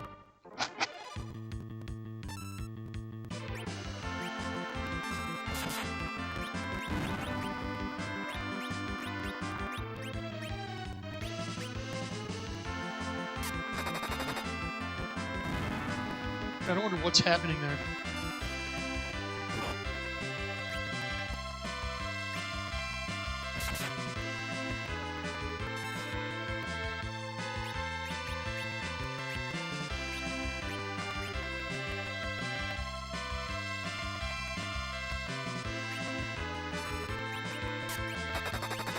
Ah, wasn't fast enough, but I almost had it that time. And I didn't waste the potion.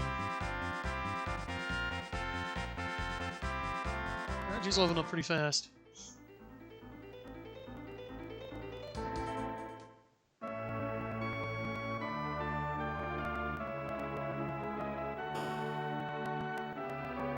Oh, good thing in the chat. Just bear with me.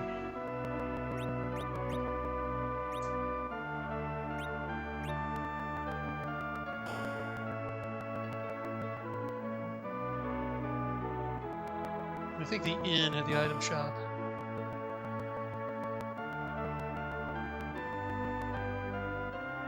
Yeah, it's a minigun, not a rod, exactly. So you should probably 3D printed it at home. To fool the feds, to fool Baron.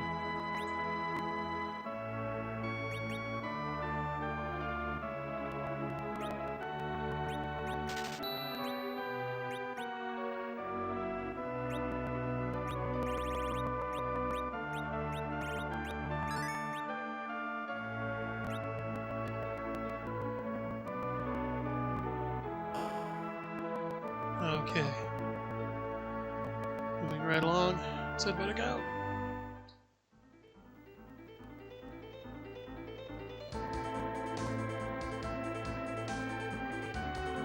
If there's anywhere around here with a slightly higher encounter rate.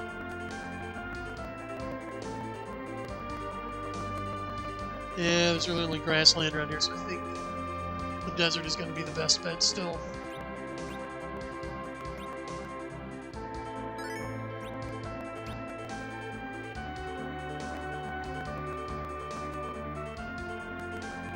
Wander around a bit.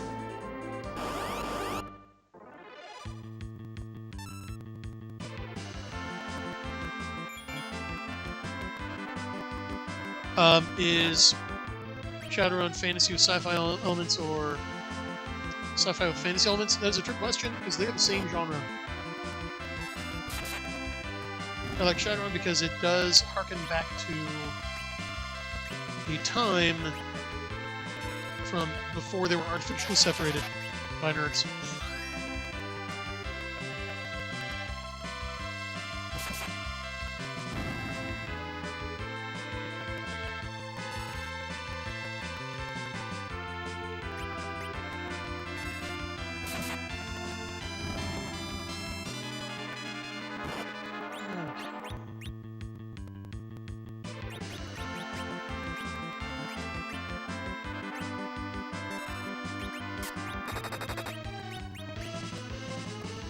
Oh, it didn't kill him. It's one step closer, chat. If that would have killed him, that would have worked. Let's try this.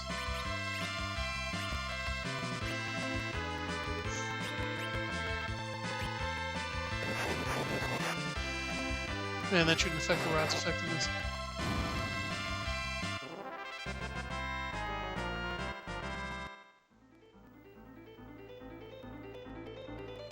Oh, you were testing me at the Shadowrun thing. I see. That's what you're up to, little scamps. Okay.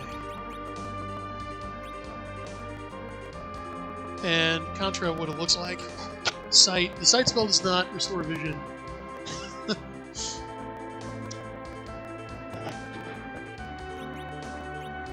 I believe it lets you see the world map. At least a part of it. Ah, yeah, there's a short spell.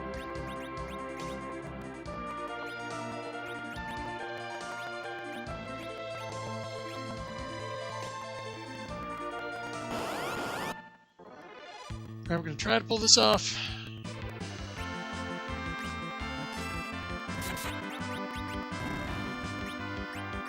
See if being blind affects the rod. Because I think it actually does lower damage. Alright, no, that's gotta have a throw element on it.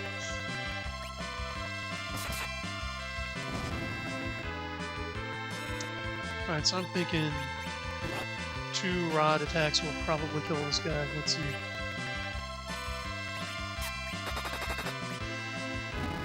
Alright. Oh. He was gonna do it. Cecil just isn't quite fast enough.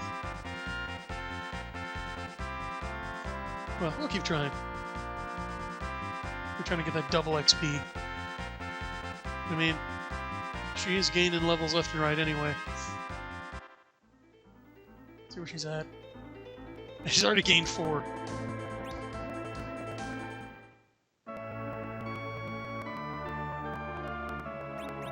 Let's see. His agility's 12. It's gone up by 1 since we last checked. Yeah, hers is only 6. Wow. So mental stats, very mage.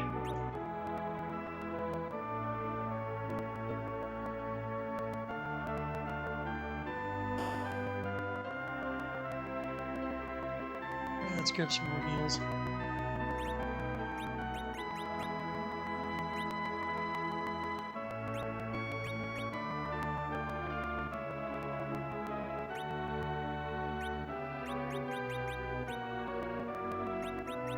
Sold. Okay.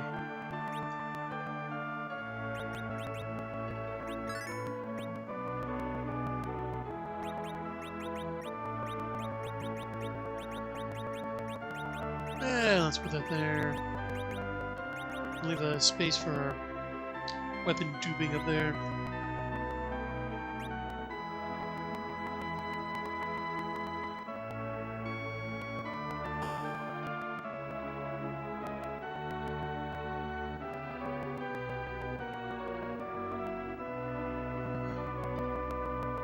Okay.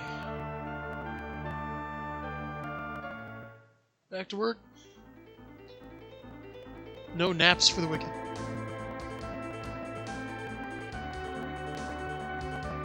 I don't want to get too far from town.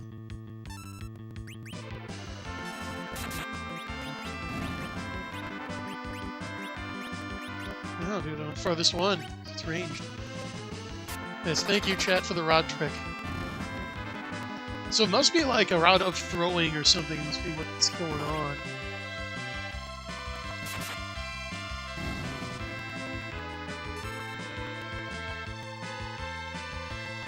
Okay.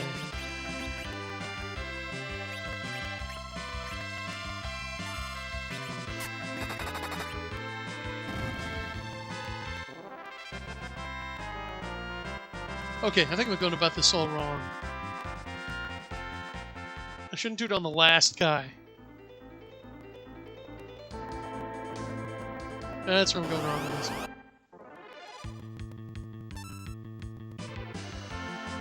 So... let's do it on the second guy.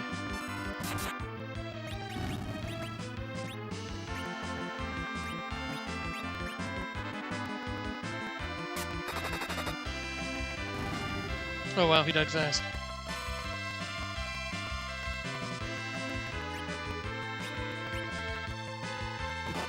This is tough to time.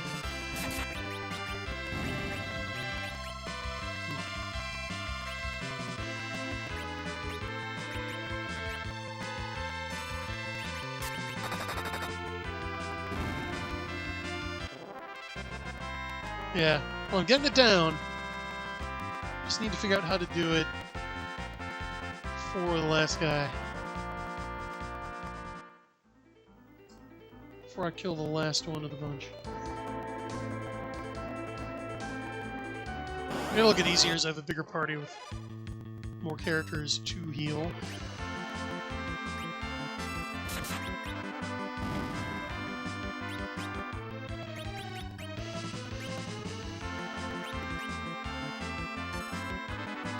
I do like how you can automatically select multiple characters with a single spell. Convenient.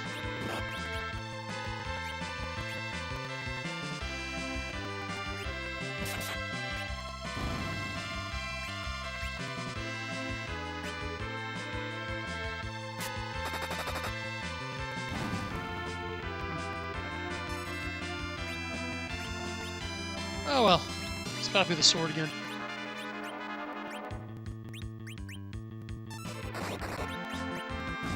I can come up with variants now.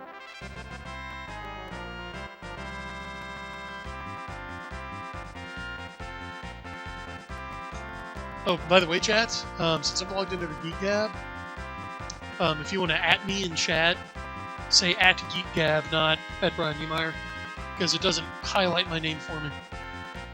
But I see a big orange @GeekGab if you use that. So let's check chat while the victory theme is playing.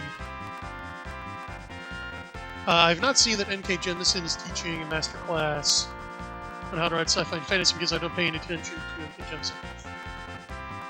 No, that's fine.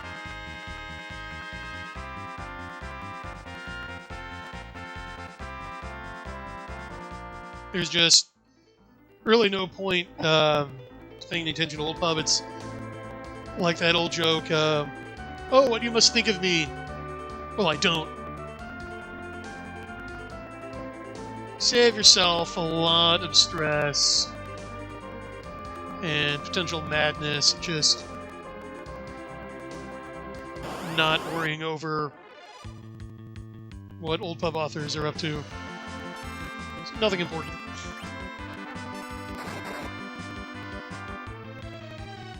Oh, that could actually help here. I haven't re-equipped him yet.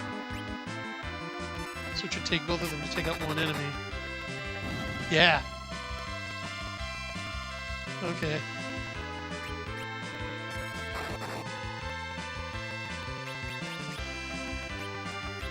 Use that to my advantage, because I think I get it to take... Oh, I should just have her do regular attacks, actually.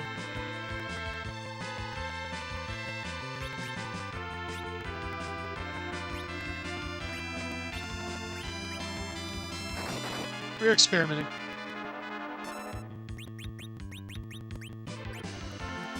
I'm trying to reset the timing.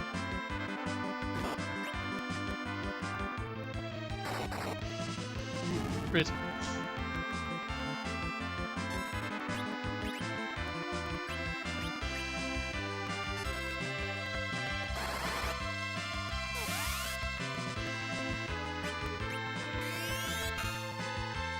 I don't have any magic. Yeah, this version they call Osmo Psych.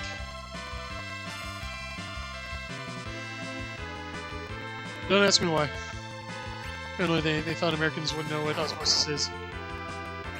They might have been right.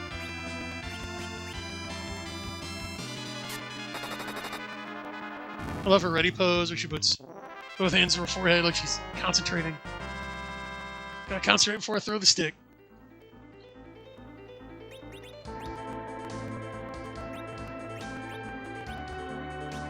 I have nothing if not tenacious chat.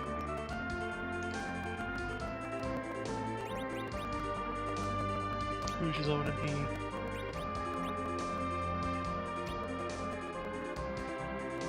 Oh yeah, I can spare one of these. I know her HP's a bit high, but gotta protect her.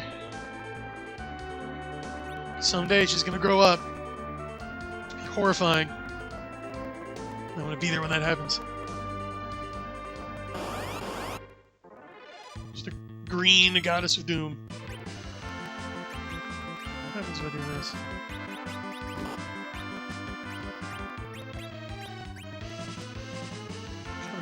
action. Oh, I think it's going to work, chat. I think it's going to work. Let's see. Yeah, it did! Okay.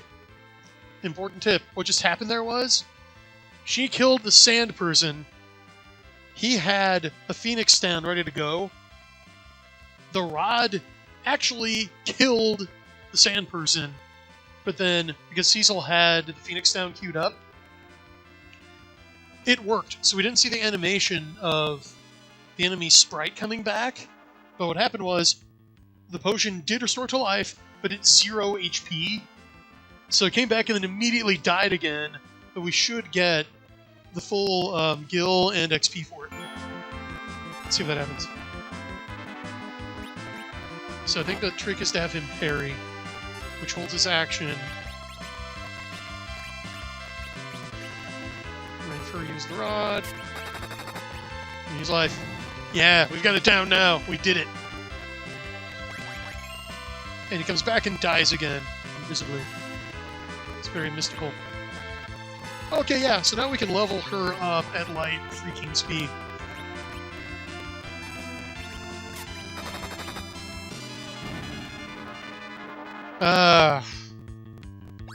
You magnificent glitchy bastard, use this. Alright, I'm just gonna... We can't forget this. Oh, I still haven't sold that one yet. That's okay. I'll always wait.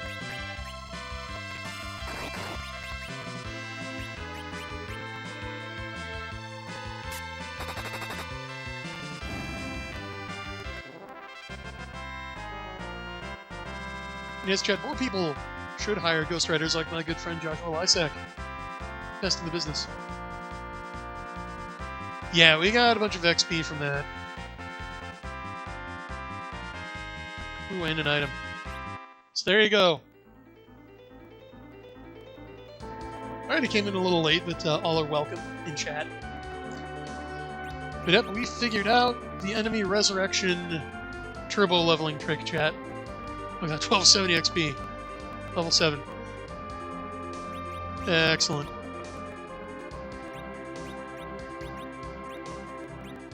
And of course we got the classic duplication trick. So we are well on our way. I'm gonna go back to town for more life potions, so I can make enemies die, then live again, then die again. So look at this, we're already playing God.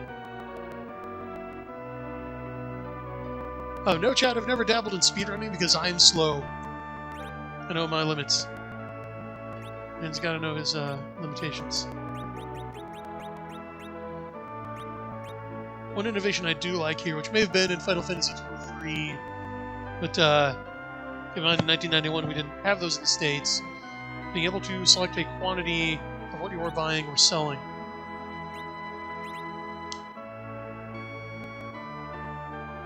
I wonder if the staff does anything when used in combat. Let's see, I'm going to check that really quickly, chat. Just a sec.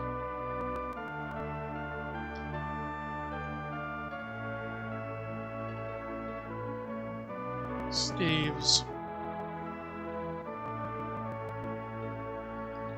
Oh! Yes, it looks like just the staff cures poison. So what's the rod doing? Oh! It's casting Magic Missile. So there you go. Whoever wondered if Final Fantasy is inspired by D&D, that's what she's doing.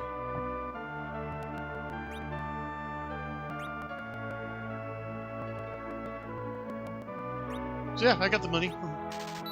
Grab one of those to detoxify if I need it. I can't remember, did she... No, I think she's got the best armor available in this town.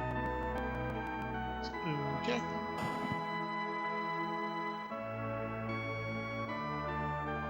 I want to get a couple more heals on. How many tenths do I have? How many 8/10ths? Oh, I got plenty.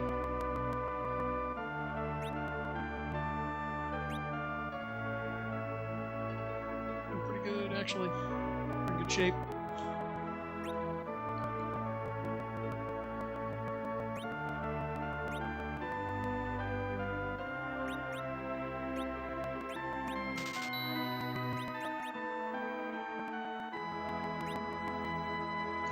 Wrong button.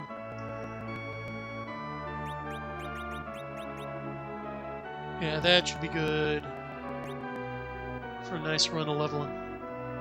No, I don't think I checked out what was up here. Let's take a look upstairs. Okay, well, what is it? Looks like the top got torn off. What is Kaibo's special refreshment for desert parched throats? Inquiring minds want to know.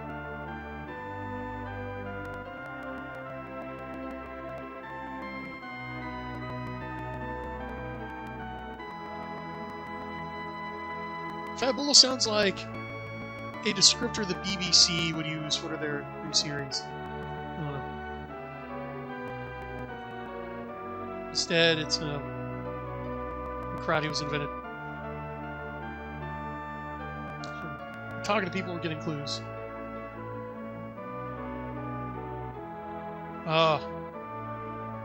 See, you can't just turn an economy on and off like that. Can't just release monsters and interrupt trade and expect everything to just function normally again. It doesn't work like that. Sometimes you need to summon a giant whale and go to the moon to stop the big robot. That will all make sense. Trust me.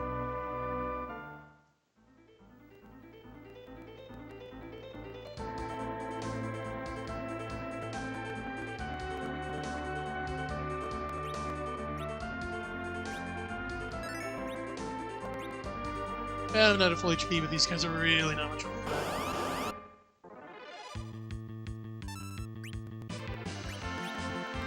Okay, let's get this going.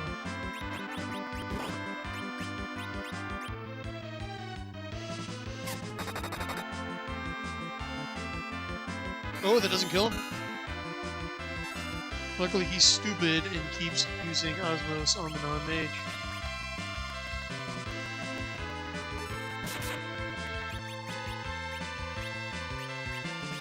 Alright, I should kill this guy. Gives Cecil some time to catch up. Ah. Alright, that tactic seems to work better on the sand people. So I'm not gonna worry about it here. We really need guys that either of them can one-hit kill. Reliability.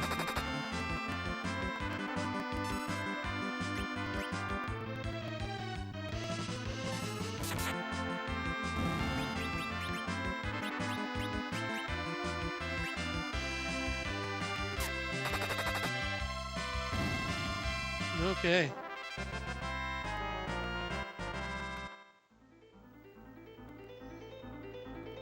All right. Oh. Now things got interesting. If he's going to be weak to ice, let's see. Yep.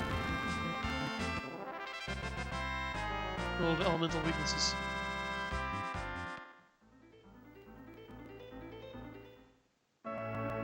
Okay, well, it's midnight where I'm at, so I think that's a good stopping point. We've got our magic user pretty leveled up. I think she's going to be about ready to go on the next leg of the quest. So, the inn is still the same price as the Keepstone and Baron. So let's heal up, and I'm going to save. And I'll check chat one more time, and I think we'll call it for tonight. Then, I don't know. I just had a ton of fun doing this.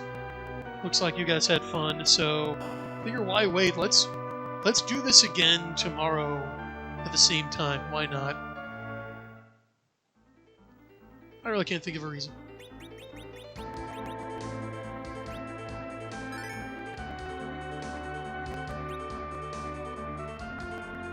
I'm just gonna make sure that took. Yep, okay.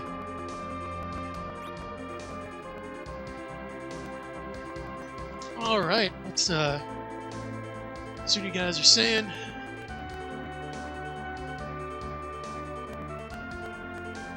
Oh, thanks for the stream. You're welcome. Yes, I have met Brandon Sanderson at Gen Con. I took him up on his own advice to ask any professional authors that you meet if you're an aspiring author to take 5 minutes and tell a little bit about the business.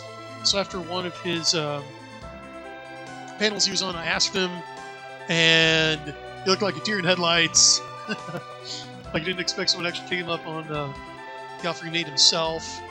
But luckily Larry Correa was actually willing to do that. So not trying to get on Brandon Sanderson's case. I just think that it was one of those pieces of advice he never thought would be used on him, and he was really busy that weekend.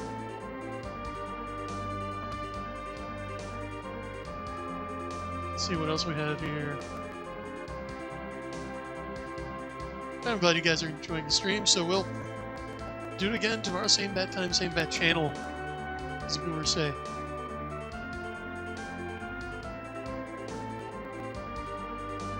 And yeah, I might sound like I'm patting myself on the back, but yes, I have more fun than Patrick Rothfuss. It's kind of a low bar. Well, okay. Thank you for joining us on this first episode of the Final Fantasy IV playthrough.